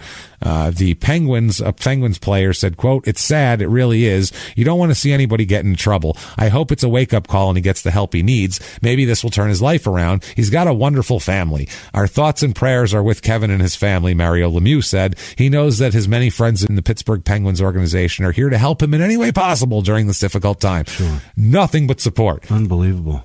It's not like, it's crazy. Well, they gotta all feel fucking terrible for him because this all stems and started from that goddamn injury. Yeah, oh yeah, you know it does. So they all see it as it can happen to me. Yeah, absolutely. I'm playing hockey today. In 8 years, I could be in a fucking Travelodge. I could have my face crashed and then, be in a Travelodge with all of those terrible things that were going on. Dave Checketts, who's the Rangers general manager, said, quote, as far as as I've said for several days now, it's really about Kevin and his family. The organization did the best it could. The focus is really on him. Now, the goalie there for the Rangers, Mike Richter, said it was chilling when they showed his picture on television. It seems so far away. We know Kevin. We know what kind of person he is. It's not the image I saw in that press release. It's going to be a difficult thing to lick. He's a strong person and has our unwavering support. It takes time, but it's going to happen. He's just nothing but support. He's released on $15,000 bail. He's allowed to leave Illinois on, as long as he says he'll come back. Rangers GM also said, quote, I'm not sure how long it will take or when this will be over. I want him to rejoin his wife and kids. That's what's most important. They're all acting like it's his family here. His old hockey coach from Boston College said he couldn't believe it, had to be a mistake. He said it was just he said he buried his head in his hands and wept. It just made no sense. Yeah. It doesn't understand it. So it's bad. His agent says that, look, he doesn't have a crack habit, first of all. And if he does, I'm unaware of it. He says, quote, this is amazing. This is his agent. Quote, I don't buy a crack addiction for 1 second. Well, you know what? I would. Crack pipes. Crack. Everything that happened shows that's not a novice experimenting. No, he's certainly he had $500 worth, sir. He just doesn't care. He He's had a going lot out, of crack. Partying, going to places that you wouldn't go unless you really wanted crack. It's not a first-time guy. Yeah, that's the thing. No, this isn't his first day on the job here. He also says Kevin is not a drug guy. He's a booze guy. That's what he says. He's a classic all-time binge drinking addict. This is a positive. The activity he was caught in was a product of a binge addiction to booze. And he says that he doesn't know when Kevin Stevens' drinking problem started, but he says he's had it for a long time. Now, Stevens and the cab driver, because he's arrested too, he comes back and gets arrested. They enter pleas of not guilty. Crawford and Valia have to plea later on. They say that he's a first-time offender. He could have his record expunged if he goes through drug rehab, and the prosecutor's very nice to him, is basically that. He goes to a Los Angeles area treatment center following his release from jail for a few days, and then he's moved to a rehab facility in Connecticut where he's supposed to stay for a couple of months here. That's January 23rd, so it's right the next day, goes right to rehab. He spends a couple of months in rehab here. According to the sources at this point, now there's a lot of, talk about all this shit, that the Rangers were aware of his drinking before they acquired him from the Kings. And, they said they knew he had enrolled in a substance abuse program, and that they thought that he was better off, basically. Now, on April 9th, 2000, his wife gives birth to their third child, a son named Ryan. So they have 3 kids now: Luke, no juniors, Luke, Kylie, and Ryan. Okay. 2 boys and a girl, just like the opposite of his family. So this all comes out. He's in jail, or he's in rehab. It's all coming out. People are saying how much support they have for him and everything like that. He comes out with a fluff piece, though, or I should say the New York Post on April 9th, 2000 has a fluff piece, and it is, wow, is it fucking fluffy. The title of the piece is, quote, Stevens cleans up his act. Oh, boy. So it's all over. Everything's great. Yeah. He just got busted for all, this was less than 3 months ago. The man was in a travel lodge, and it's less than 90 days ago. All cleaned up. All good now. I'm good now. He says it's just alcohol. Yeah. In this article, he says, quote, I'm feeling much better now. Oh, well. Well, thank God. That's terrific. He says, but anyone can stay sober in rehab. It's what happens to you, what kind of support system you have once you're out of rehab. Luckily, I've got a great family and great friends who support me, and the AA meetings help a lot. That's been unbelievable. The first time I went, I couldn't believe it. 2 guys I knew from college were in there. Alcoholic hockey players. Who would have thought? And you're also not supposed to say that, you dickhead. That's the other thing. You probably shouldn't blow their spots up either. Keep it down. What the fuck, bro? Thanks, asshole. Yeah, thanks. He says, quote, I know I let people down, but I'm getting help for my problem, and for that I'm very grateful. I'm not the type of person who wakes up in the morning craving alcohol, and I'm not the type of person who can't stop once I have one drink. So he starts out with, look, I'm just happy I'm going to AA, and I'm trying to, and then progressively over the course of this, he turns it into, poor me, I didn't do shit, and he's angry. He goes from this to anger, and this is the beginning of it. I'm not the type of person who can't stop after just, I got to explain myself. I'm the kind of guy who can have a couple beers for 30 days in a row, no problem. For 60 days in a row, even, no problem. But then that 61st day, I can't stop, and that's when I lose complete control. And there's no way of knowing when that 61st day is coming. That's why I can't drink at all. That's what makes me an alcoholic. Yes. He says he said the whole arrest and all what the press is putting out about him with prostitutes and crack. Yeah. He says that's so far from the truth. Didn't even happen. He says, I mean, from a public standpoint, the worst was having my wife and our family and people who know us have to hear that I was with a prostitute. Yeah. He says, I was never alone for a minute with the woman who turned out to be a prostitute, and I was never... We were just hanging out. Right. We were discussing the upcoming Democratic nomination process and possible upcoming elections and how this would work out. Just geopolitical things on a world level too. And it turns out she's a prostitute. She knew so much. Right. I was never alone with her. I always had an overpriced cabbie scum tour guide or an oversized crack gangster with us at all times. She wrote a biography of Chester A. Arthur. She's just knowledgeable. That's just all there is to it. I had a crackhead cab driver. I had a gang member. Right. There's always somebody in the room with us. Always. I'm Mike Penster. That's what it is. So because I'm a good husband. That's the thing. I'm a good guy. And I cleaned up my act. See, hence title of the article. I got an award, and I am a good guy. They said so. That's in it. Pittsburgh. I'm the good guy award. Remember, I had sitting on my, it's got cocaine all over it now, but never mind that. He then says, quote, there was never any sex. There was never any interest in sex. Why the fuck are you hanging out with a prostitute then? And as far as the crack cocaine and my supposed admission, I'd been using crack cocaine for 8 years. I wrote my own fucking handwriting. I added that part, but yeah. None of that is true either. I've never done crack. Whoa. Never. Oh. I didn't use any drugs that night. Okay. So that makes it even weirder. So you like hanging out with gang members, cracky cab drivers, and cracky hoodkers. Right. That's just your social club, but you don't do crack? You went to East St. Louis and peeled off hundreds for crack. For crack. For your friends? Just, what a friend. Let it rain. You ever taken your friends around that do crack and been like, it's on me tonight? Yeah, I'm going to, you know what? Let me buy you around. What the fuck? This is insane, man. Buy around a crack, please. Can I get crack for the table? I didn't use drugs that night. Okay. Wow. May I have one crack, sir? There's a crack just for the table, but I'm not going to have any, but they're going to pick at it. They love it. The three of them. What happened is that one of the police officers asked me if I had ever used cocaine, and I admitted that I had tried it 8 years ago. So he put in the report that I'd been using cocaine for 8 years. It's impossible. I've been tested by the league for the last 2 years. Yeah, because nobody ever gets around drug tests. That summer, for the first time, I couldn't remember things that happened when I'd been drinking, so I went to get help. From then until last November, I was tested twice a week during the season and during the off season. I was sober for 16 months. That doesn't mean anything. No. You could be sober for 16 months and do a bunch of shit before and after that. And go right back to it. Yeah. He said also, he's trying to say it's a lost in translation. I said I tried it 8 years ago. Yeah, and they're saying I do it constantly for 8 years. So, I did sign that statement. It's a huge difference, you dipshit. Yeah. That's the other thing. And it's a signed statement. So if it's not right, cross it out. Right. Stupid. Why'd you co-sign, you idiot? So he's not like some dumb guy and, that's never, some uneducated. He went to Boston College. He knows better. Like, he's got all the agency about him to do what he needs to do to stand up for himself legally. Great. He said the pressure's just built up, not just from this year, but from the way my career has gone. The thing is, when you're in sports, you're taught not to show weakness, and so you keep things inside. You give off the appearance that things don't bother you. No matter how good a friend your teammate is, there's only so much insecurity you can share. So I was living with this conflict where I was dying on the inside, but projecting something completely different on the outside. Yeah.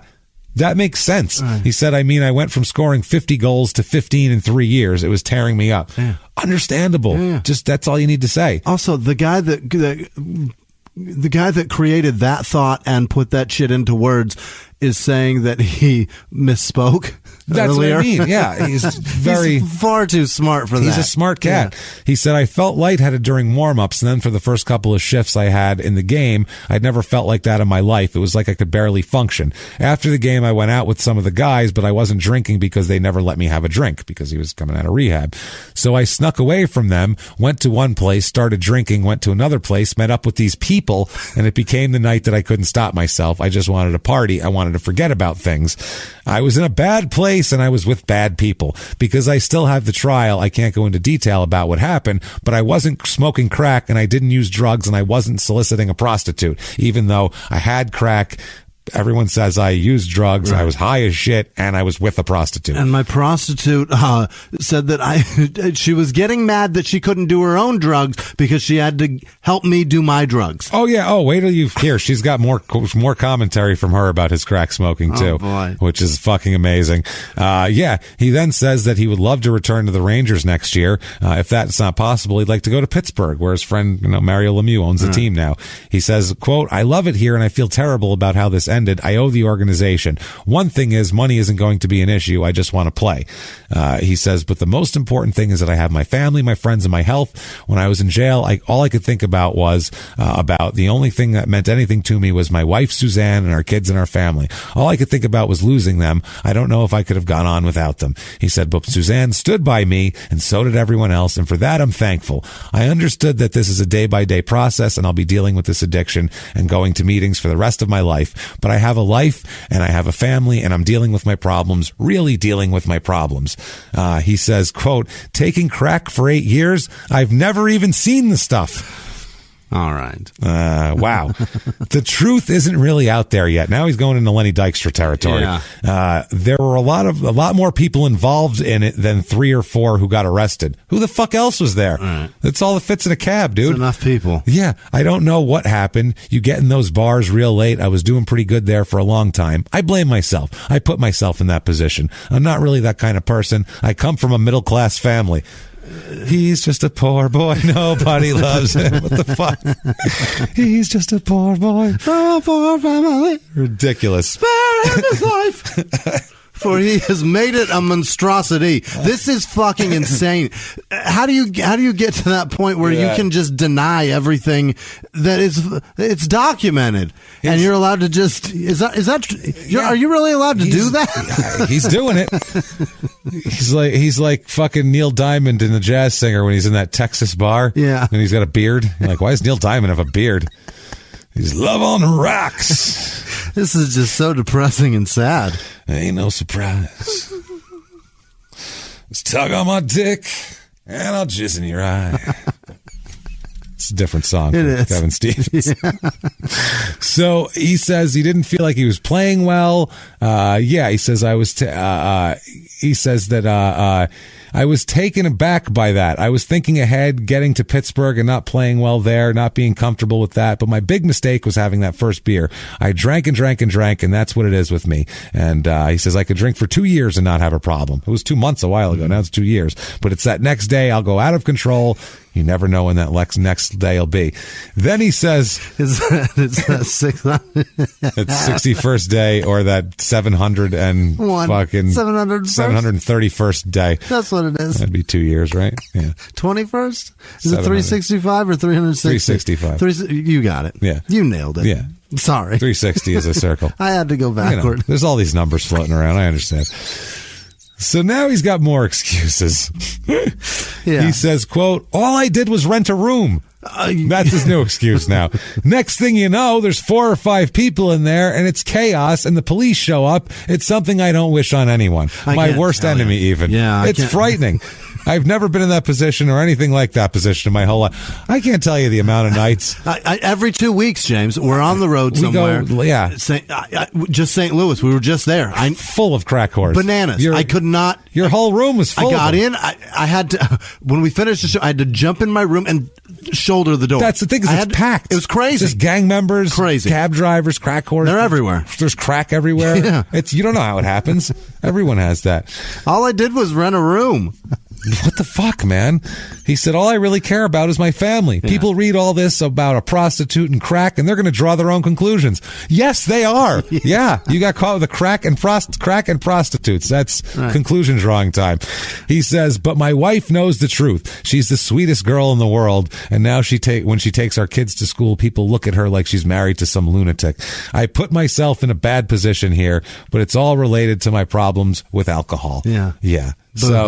Booze. So he's sitting there feeling all smug. Yeah. And, but you know what? Sometimes he gets an itch and he has to go through through those old neighborhoods again, just to show himself how much he doesn't need it. Yeah. That's the thing. Find the haunt to shake it. You know what though, man? He sees a guy that looks like he could help him one day and he pulls over and he goes, man, help me out. And it's Estevez Jones, 70s blaxploitation film star and MMA fighter. And he says,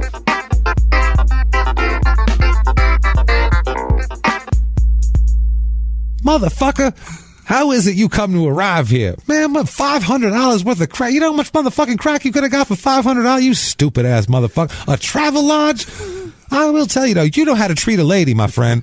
You know what? Any of my girls, anytime, I hand them right over to you because you know how to treat. You're a fucking gentleman.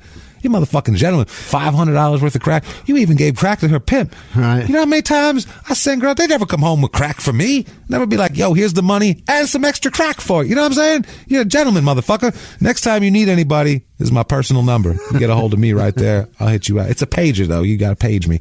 You know, I don't get with that cell phone shit. You know so how it goes. You page me up, I'll hit you put up. in a number and press the pound sign. That's how it works. So, yeah, poof, and in a poof of leather print or leopard print and crack rocks. He's gone, and Kevin was pissed because he's like, I thought I had it. I thought I had it all right there. So, June of 2000, he says, quote, maybe I'm lucky to be alive. Now he's lucky? Now he's lucky to be alive. Yeah. He says, I'm lucky in that I put myself in a bad position, and now I'm grateful that I'm able to be sitting here with a great family, still able to play in the league. If the cops didn't come, who knows? Maybe I would have been killed. Oh, Jesus. It's fucking sad. Jesus Christ. They said, well, you think teams are going to want you now? And he says, quote, obviously teams are going to be scared. I know that. He says, but I'm clear-headed now. I'm good now. So I'm good now. Don't you know that? And I know I can play well, and I don't mean as a third or fourth line guy. I can be a first or second line. I don't have that desire to drink, that relentlessness in me. I'll be able to go somewhere and truly be able to give it my best shot. I know wherever it is, it's not going to be a good contract, but I don't really care about that. I'll take an invitation somewhere, no contract, go in and earn it. I just want to earn my way back. I just don't want it to end here like this. Respect. He's got mine right now. That's respect. Admitting his faults and saying, look, just give me the... Not really admitting his fault. Apart from the crack. Apart from the crack. Apart from everything he did wrong. Admitting that he did something wrong, just not the correct things. And then going and saying, I'll earn my way back. That's fun. Yeah. That I do respect in the league. I don't want a big contract. I will earn my way back in the league. So July 7, 2000, Philadelphia takes a chance on him. The Flyers, they signed him to a one-year deal, $600,000, base level, just, veteran kind of thing. Only plays in 23 games with Philly, though. It doesn't quite work out. In December of 2000, he strikes a deal with the prosecutors to enter a year-long drug treatment program and forfeit the $2,551 he had with him the night of the arrest. Donate that to the party fund of the police force or something. Send that over to the Democratic National Convention. Yeah, send that over there. This program requires him to meet with a judge every 2 weeks and take twice weekly drug tests. So that's brutal. This is a lot. A full year of that shit. A full year of that. You'd be exhausted. By that, you'd need crack when you're done with that. After the plea, he says, it's all good now. He says, this time I'm going to meetings. It's pretty comfortable. It's helped. I'm starting to realize that how I have to feel about myself, not how other people feel about me, blah, blah, blah. Yeah. January 14th, 2001, he's traded from Philly to Pittsburgh. Back home. Back to Lemieux wants him. That's what they all want to do. They think it's a good deal here. But he only plays 32 games for the Penguins, scores 1 goal and 4 assists. So it's kind of over for him here. He tested clean throughout his year in the program. He finished that up. They said that his wife and 3 children didn't make the trip for his graduation from this year-long program. But he credits his family with his success in it. He said, I've been very lucky because I had a lot of support, and some people don't have that. I feel a sense of relief. It's nice to get out of this program and go on with my life. Sure, he'll be fine now. At 2001, he enters the NHL substance abuse program again. So, that's going to happen here. Finally, January 10th, 2002, he goes home to consider retirement. He's unhappy with his playing time. He wants counseling for personal problems, and he ends up on January 30th deciding to retire of 2002. So he retires, though. In his career, he plays in 522 games. He has 260 goals and 295 assists. So 555 points in 522 games. It's amazing. Nothing to be ashamed of right there. That's a great career. Except for the crack. Except for that crack. He averaged 45 goals and 98 points in his 4 seasons right before the accident. The big, not the accident, but the injury here. So he averaged just 9 goals after that. So not terrific. He retires. He's got a nice house. It's a house that overlooks the ocean, and it's not bad. Yeah. He's in his home area here. He's trying to settle into the routine. He says that he's focused on his kids. He wants to be a good father. He says, I stayed sober because I had to, so I was miserable. This is what later on he'll explain about this time in his life. Yeah. I didn't drink. I didn't do drugs because I couldn't. But there was no happiness, no solution in my life where I could live without drugs. Even though I wasn't using it, it was still controlling my life. Yeah. That's all he wanted. He says that his wife held the family together and made sure the kids had some sense of a normal household because he was not there all the way in his mind. About a year after he retires, he hurts his neck while weightlifting. An injury is bad for this guy. And a weightlifting one that's pretty much the end of things. It's bad. A friend gives him some Percocet to deal with the pain. Shit. Not great. No. So now he's getting drugs from a source too that's it's not good. So he says that his real problem was with stimulants though, so he was okay. But he took the Percocet and quickly grew into a serious dependence on opioids because that's what happens. And especially if you're a drug addict to begin with, and then you get pills, you're going to want more pills. So he said that it was a physical pull greater than he's ever felt before. He said he felt like he needed pills to survive at this point. Sucking him in. He took opioids in any form he could get them. He went doctor shopping, went doctor to doctor, lying about his injuries. And being a hockey player, these doctors would be sympathetic at first. Very say, helpful. I have this pile of injuries. My face has been reconstructed. Look at my x-rays. Hip flexor, tibia, fibia, I've broken shit. I got all sorts of stuff. I'm in a lot of pain. So you could get a lot of different doctors to write you a prescription one time. Yeah. So he did, and then he would stick with that doctor for a while till they would stop giving him prescriptions. He'd go to other places. Finally, he'd go to street dealers because that's what you do. Right. Once doctors stop prescribing you shit, those guys always keep it up. where do you go? Right. Yeah. He says during this period, he needed about $500 a day in drugs to survive. Holy shit. To survive, he said. $500 a day. Just keep from getting sick. He said he spent millions using drugs. Oh, I'm sure. He said after he pawned everything of value that he had, including both his Stanley Cup rings. Yeah. Sold his rings, of course. man. He said, quote, if it wasn't nailed down, I was going to sell it. Wow. Sold both his rings for drugs. I believe it. Fuck, man. We've had that so often on this show. He said, when you're in the middle of an addiction, it's hard. You need drugs. You don't need them to get high. You need them just to live. People don't realize that. You need them just to get through the day because if you don't, you're sick. That's a bad feeling. So 2004, Suzanne's had enough and they separate because, I mean, Jesus Christ, this is crazy. There's only so far you can go with that. You can't. 2006, he finds the Penguins hire him as an East Coast scout. So they don't know about his issues right now. So he's going to be scouting all right. He's going to be scouting a lot of crack spots or pill spots. Yeah. He said that he wanted people to, he liked going back to Pittsburgh. That's where people had positive remembrances of him, where he was a great player and all that sort of shit. He said that he wanted to try to put his addiction aside for the team, but he couldn't. He tried. He said his kids were getting really good at sports, as we'll talk to. He says that he kept a distance. He says, quote, this is his sister, I'm sorry. He says, quote, it was hard for the kids because they weren't sure when Kevin was going to show up. My heart broke for them. He was a mess. Sometimes he would forget to pick them up from school or a practice because he was doing drugs. Right. Other times he'd show up high at their hockey games, Wow. all wasted. He was asked to leave the arena more than once. Don't be that, Dad. And they don't want to ask the professional hockey guy to leave. No. I mean, that's the last guy they want to We ask to need leave. that guy here. We need pointers. We need tips. He's the guy. Yeah, he's got to really be a dick. He said, being a good dad was no work for me when I was sober. I love being a good dad. But when you're in this addiction, you look back and I was a bad father, a bad husband, a bad son, a bad brother. All of those things this thing takes from you. So during this time, when he would stay sober for a week at a time, the Penguins were impressed by him. He's got a good eye for talent. Yeah. He's a hockey guy. Yeah. I mean, he knows hockey. So they said he saw things in prospects that other people didn't see. He saw certain things. They said that he was he was promising basically.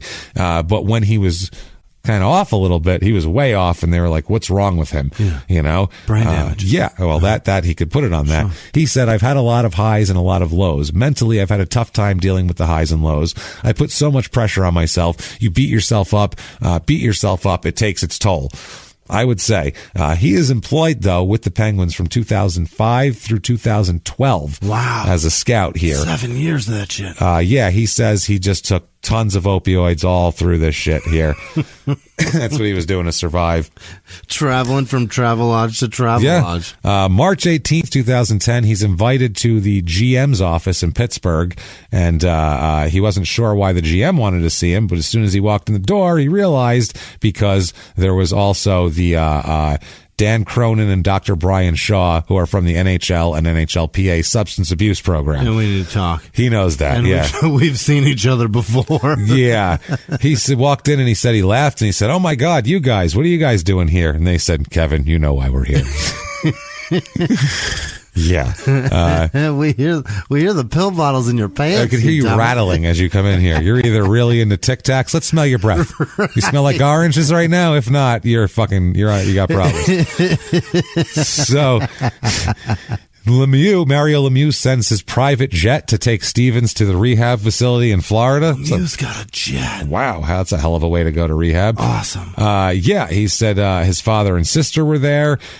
He said that the Pittsburgh GM said, quote, "There wasn't a mad bone in his body. It was just Kevin." He was like, "Oh man, you got me again." Like a little kid. Wow. He admitted to his friends and family that he had a problem at this point too. He's got like a girlfriend that he's cultivating, and he says he's going to give rehab another try. He stays in rehab for less than 30 days before he is kicked out for having a relationship with a fellow patient. God damn it. He's fucking another patient. Wait, is he married? They're separated in 2004. God damn it. Yeah, this is a mess. This guy's just chasing. This is 2010. This is right around. They get divorced right after this. Got it. So, he gets that. Shortly after that, now the Penguins fire him because he got kicked out of rehab. So he keeps trying to fuck another junkie. No, for fucking another junkie, not for trying. He was successful. He was actually doing it. He had a relationship with another patient. Oh, boy. And his second attempt at rehab doesn't take either. His counseling doesn't work. He's not doing well. 2010, now he's kind of, even Pittsburgh has now put him in rehab and all that. His wife divorces him. His friends said he was unreachable by phone. He would change his phone number all the time. He would borrow money from friends and family and promise to pay them back. And I'm a good guy. My award. Oh shit, I sold that for crack. He said that a lot of his friends said they had to cut him out of their lives because he refused to get help. Guy. All he did was come and take money from you, and it's, they were afraid to be around him. They said people said they went years without speaking to him. His one friend said it came to a point where he had to realize it was himself. He had to realize the responsibility was his own. I just stopped reaching out to him. Now, Mark Recchi, his old teammate, said we had to take a step back. Yeah. He said that was probably the hardest thing as a friend, thinking every day that something bad happened, or maybe he's dead. So, November of 2011, his father, Arthur, is diagnosed with pancreatic cancer, which is rough. That's a bad one. That's really bad. He said that Stevens, he tried to be there for his dad for the illness. He tried to reconnect with his family. Yeah. He'd offer to drive Artie to the hospital for his appointments, but then a few times he got sleepy at the wheel and drifted into other lanes. So his father eventually asked him not to drive him anymore because he scared him. Yeah. Because he hasn't slept all night and he's in the morning taking his dad to the pancreatic cancer patient's like, enough with you. I could die. You're going to kill me. You're more dangerous than pancreatic cancer. This is crazy. So, when Artie's on his deathbed, he says to Kevin's sister, quote, promise me that you won't give up on Kevin. Help him get better. Promise me that.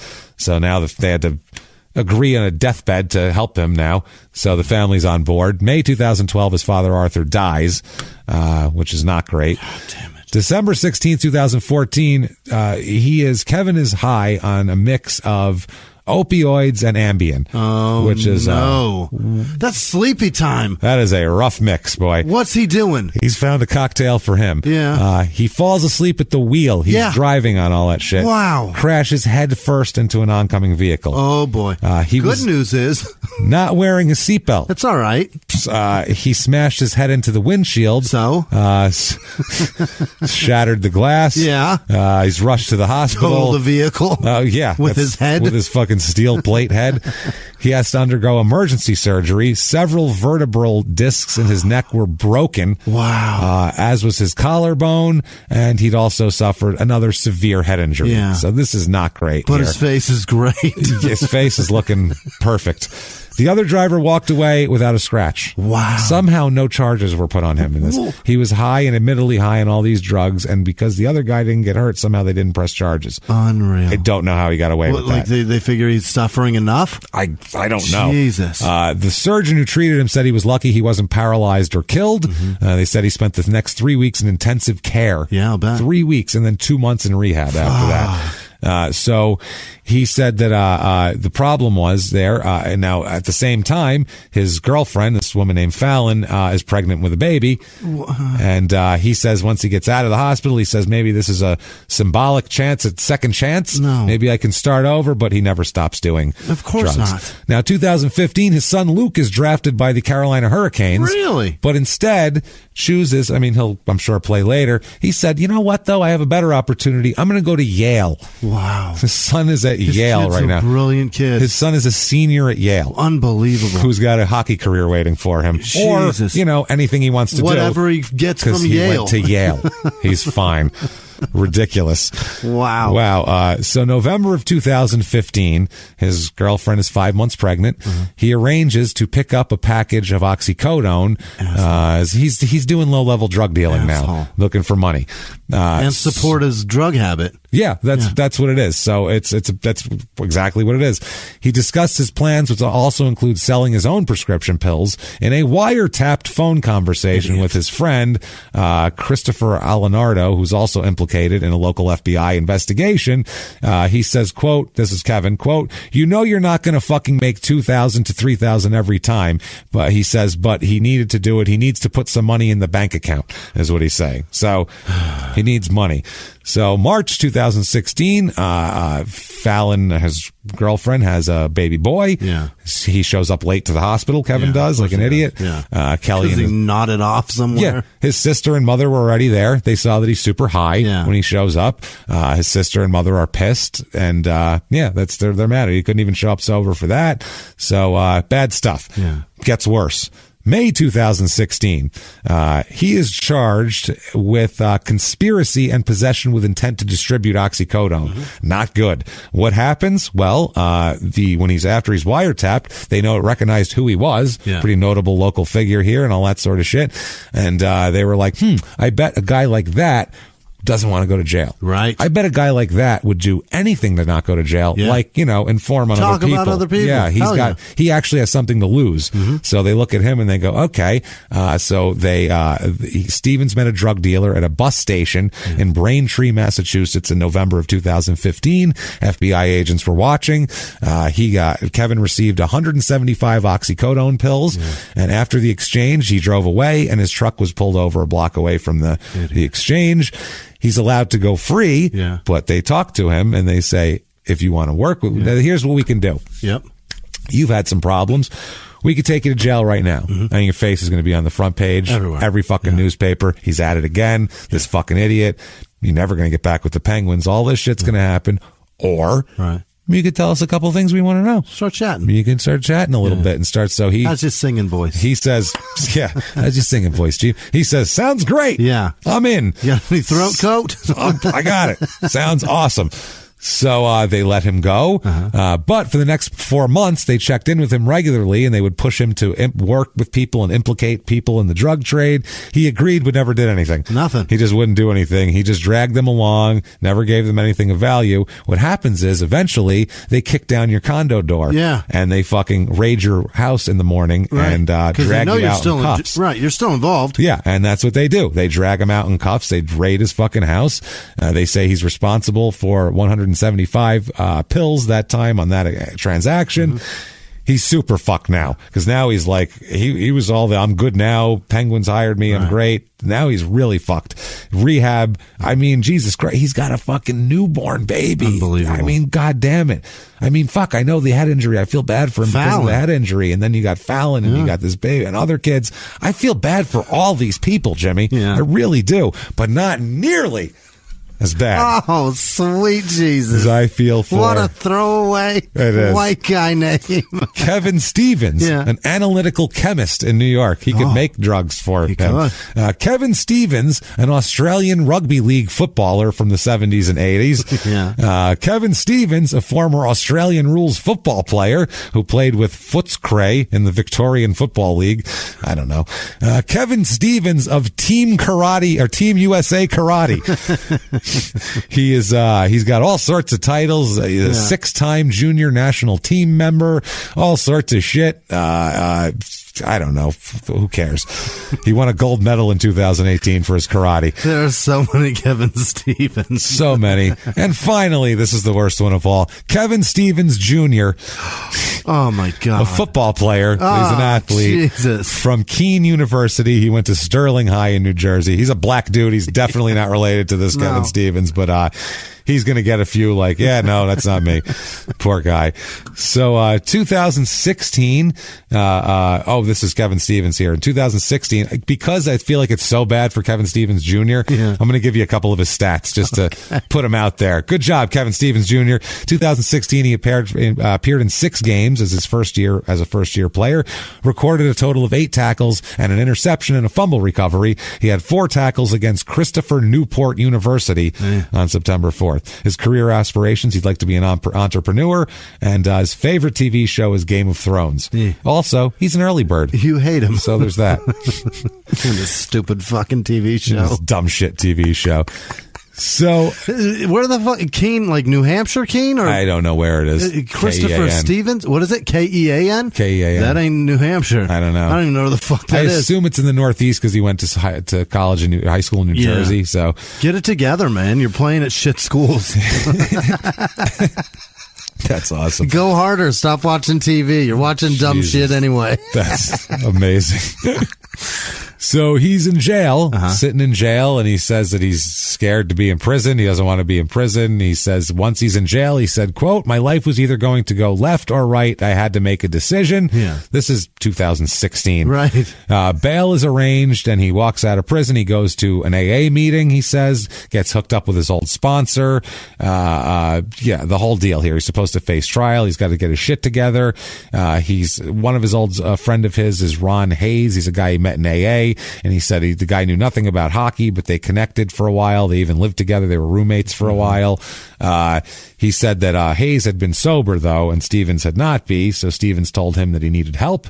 And they said that the guy said he would try to help him, and they would go to a 7 a.m. AA meeting every morning. Yikes. And afterwards, they'd go to Hayes' house and hang out and, talk about family and all that sort of shit and try not to talk about how great drugs would be right now. So, are they allowed to drink coffee in those? Probably not, huh? AA, yeah. Oh, AA, not NA, right? Yeah, no. Any form of addiction counseling, whatever you're in there for, they tell you, whatever. If you're in AA, they'll be like, yeah, do this. But if you smoke 2 packs a day because you're going to need to do something. Literally, like that's you smoke, you drink coffee. Right. Don't try multiple things at once. Quit this, then quit that. You can't do everything at once because you'll snap and then just go on a binge of everything. Right. Fuck it. He stayed sober for the year before his trial. In May of 2017, he goes to court. His friends and family submit dozens of letters asking the court to give him another chance. The story told of a different guy. Then, he's not a drug dealer. He's a guy with a big laugh. He's a leader on the hockey, on the ice.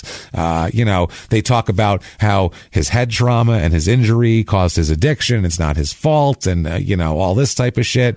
Mario Lemieux said, quote, "Kevin has acknowledged that he's made mistakes, but his many loyal friends in hockey know that he's a good person who wants to make amends." So he's got Mario Lemieux writing fucking letters for him, which isn't good.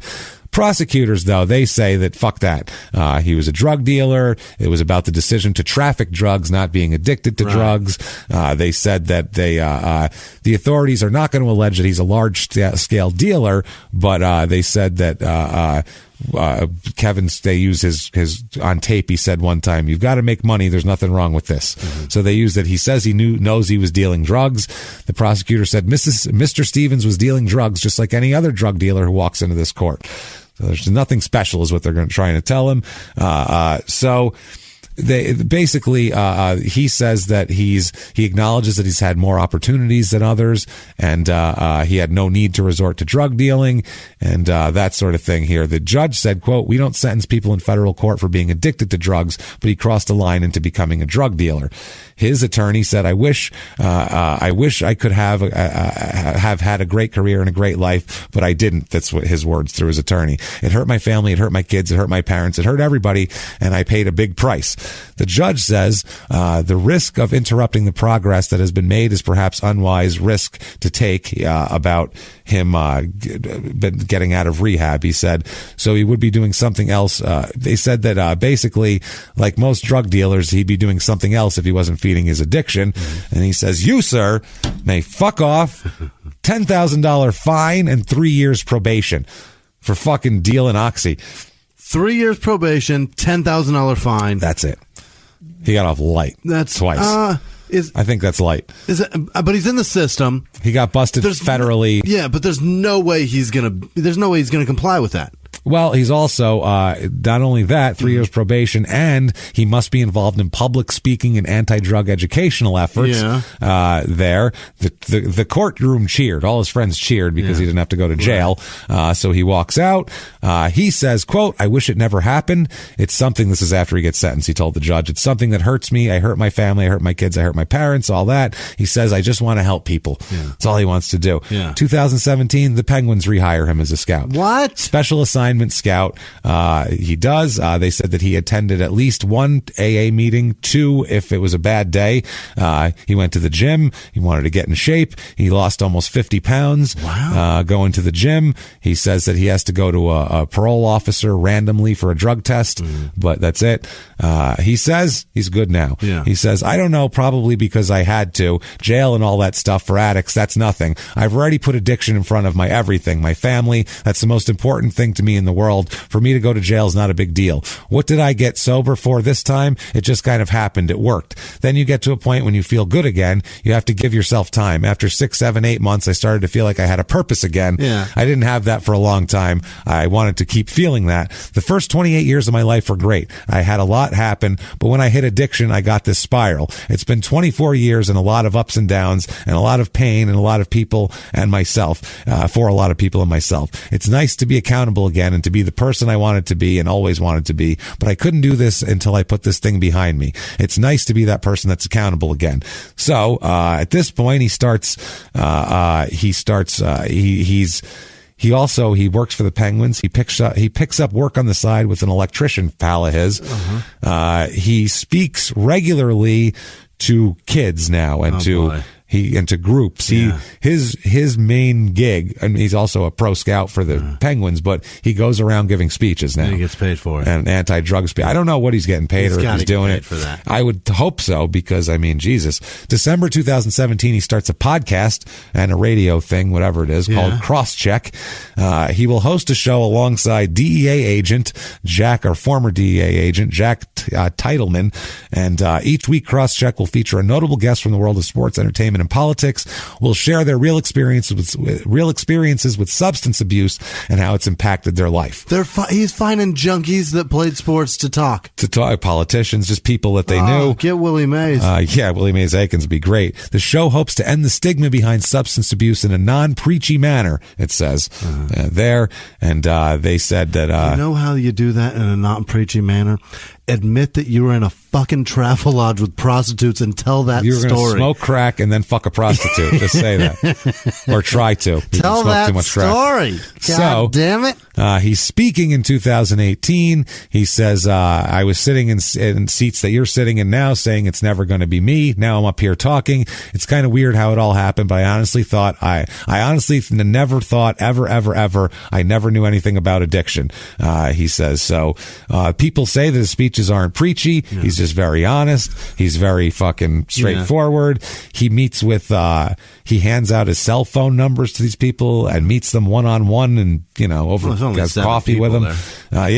He says it's about reaching out. Some people are at different stages. They want to get clean. They just want to talk, or they just want to talk. I BS with them for a little. People did it to me. What they gave me to help me was to get clean and sober. You have to give it back. If someone needs help, you have to be there. 2018, he's inducted into the Silver Lakes High School Hall of Fame. God damn it. He said, those were some great times. I loved hanging out every day and playing hockey with teammates that are still great friends of mine today. Look forward to seeing everyone at the induction ceremony. He's a good guy. In 2019, a documentary 23-minute film called Shattered is released. Like his face. 23 minutes to tell his story.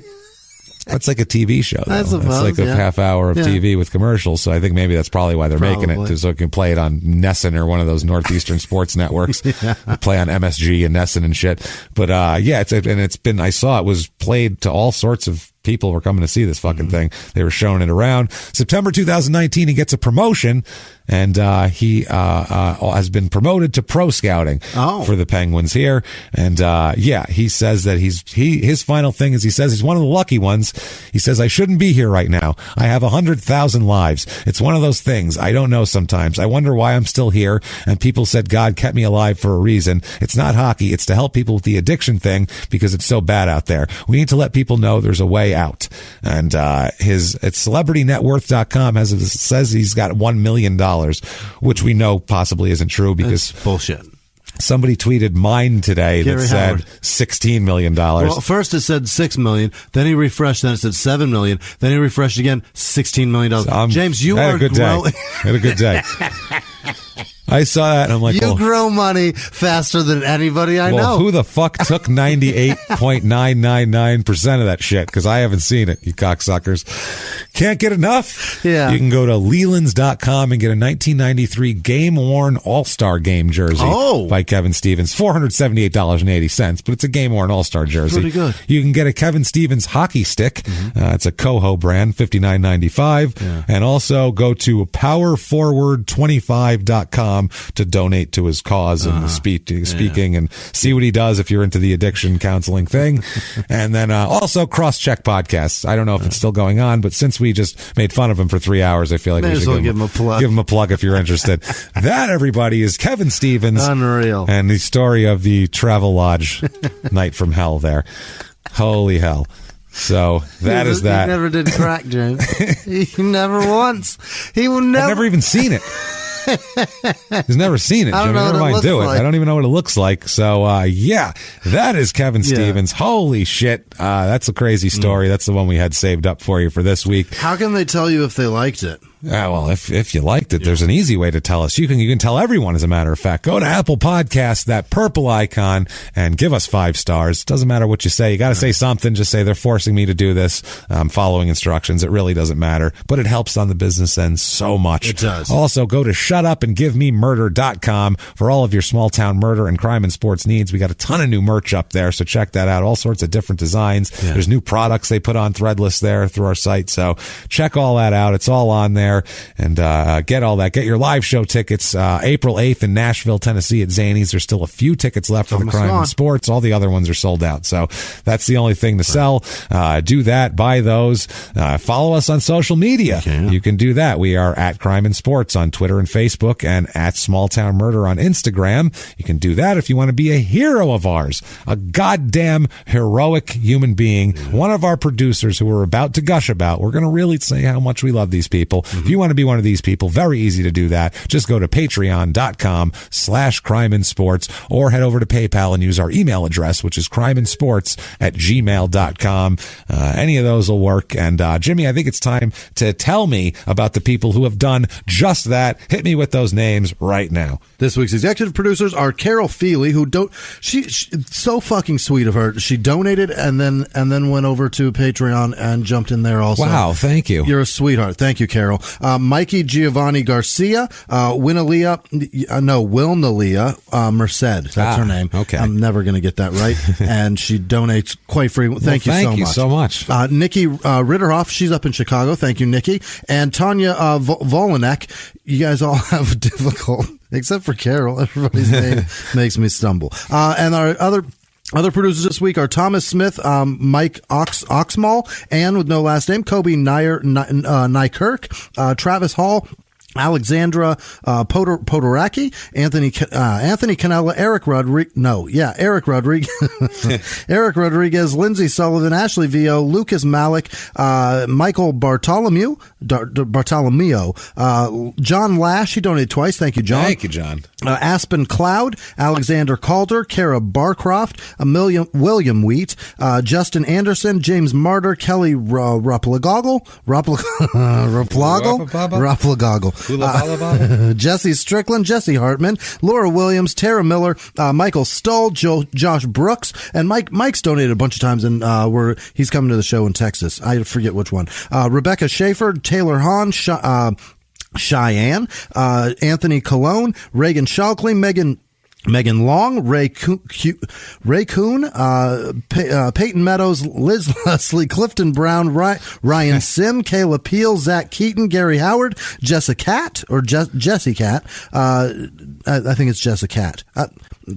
Yeah, that's the one. Thank you. Rebecca Oxford, Joanne Ahern, Jennifer Flores, Brian Keithley, Ryan Persad. Blake Jacobs, Jake Blakebs or Blake Jacobs. It's one the same. Of those two. Jessica Schaefer, I said that, I think. Heather White, Benjamin Lane, Mark Foster, Naima Shea, Allison Abernathy, Charlene Culvert, Jude Kendall, Angela Pena, Evie Hansen, Cameron Mitchell, James Hawkins. Yes. Taylor Nicole, Justin. Cameron Mitchell? Yep. Like the actor? I think so. That's amazing. Is there a Cameron Mitchell actor? Yeah, he's like the B-movie king, and he's it's never mind. It's hilarious. It's not him. No, I'm sure, well, he's dead, so it's definitely well, not then, him. yeah, for sure not him. That's great, though, that they share a name. Justin Miller, I said that. Elizabeth Dibble, Nat Hulsing, Taylor. We've had a deluge of Nicoles and Taylors. A lot of those. Taylor Codwaller, Mark Gooding, Jocelyn Cooksey, Jordan Bennett. Thank you, Jordan. Hey, Teague James, Kay Deek. Yes. No. Peak. Is that a P? K Peak, I think. Ramon Saucedo, Susan Keller, Robin Anderson, Carl Bittner, Kara Joseph, David Carias, Chloe Carlson, Martha with no last name, Jim Crow, not that one, Jacqueline Donaldson, OV Films, Jesus Christ, Chris Deolini, I think. I think so. Emily Wilkins, Aaron with no last name, Adam Smart, Sarah Nicole, Kai Sakura, or Key, Mary Faust or Foos. I think it's Faust. I think that was right. Yeah. Madison Courtier, Nick G, Rush Rosenberger, I think. Rush Rosen. Melita. I'm so sorry. Militia. De Moro, Bonnie Milne, Sharon Hill, Adam Shawisk, Max Mathias, the Galagos family, Sam Lang, Rebecca Kaiser Rice, Charlotte Galway, Kyrie Campbell, Jacob Scrabba, Alyssa Camacho, Allison Heimer, Brittany Mead, Richard Radcliffe, Kaylin Peaston, Dakota Clever, or Cleaver, Lana Nikitin? Yep. Derek Romer, Molly Miles, Lauren Vargas, Mike DeGrief, the 3GO, what is that? Damn it. The 3GO, the third Archangel? Is that what I wrote?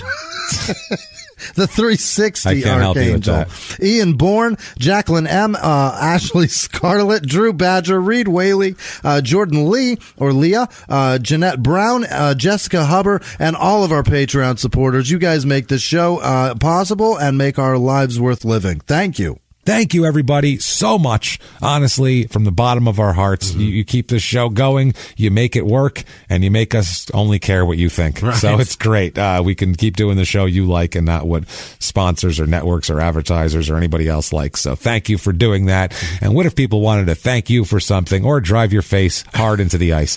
How might they do that? At Whisman Sucks, WHISMAN Sucks on Twitter, Instagram, and Snapchat. I appreciate everything you guys do. It really, from the bottom of my heart, thank thank you guys for being a part of this and giving your words and advice that I ignore. What about you?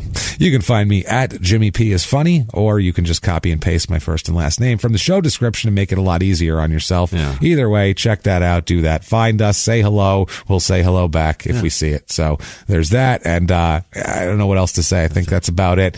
It is time. And live from the Crime and Sports Studios, we will see you next week. Bye.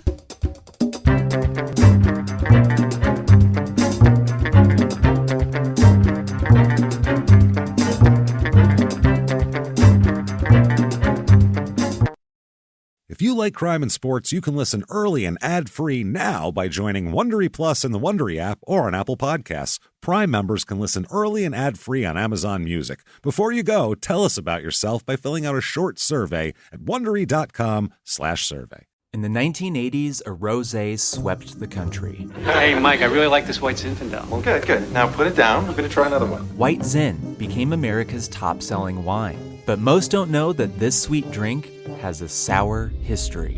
What began in 1986 with counterfeit bottles, a big fraud, a multi-million-dollar fraud, sent investigators chasing one of the most powerful families in the business, the Licciardis. But the closer the feds got to them, the more dangerous things became.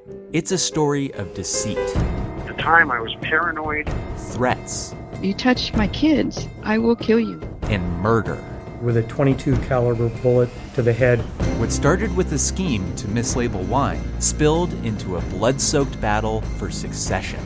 Welcome to Bloodvines. You can binge listen to Bloodvines exclusively and ad-free on Wondery Plus. Join Wondery Plus in the Wondery app, Apple Podcasts, or Spotify.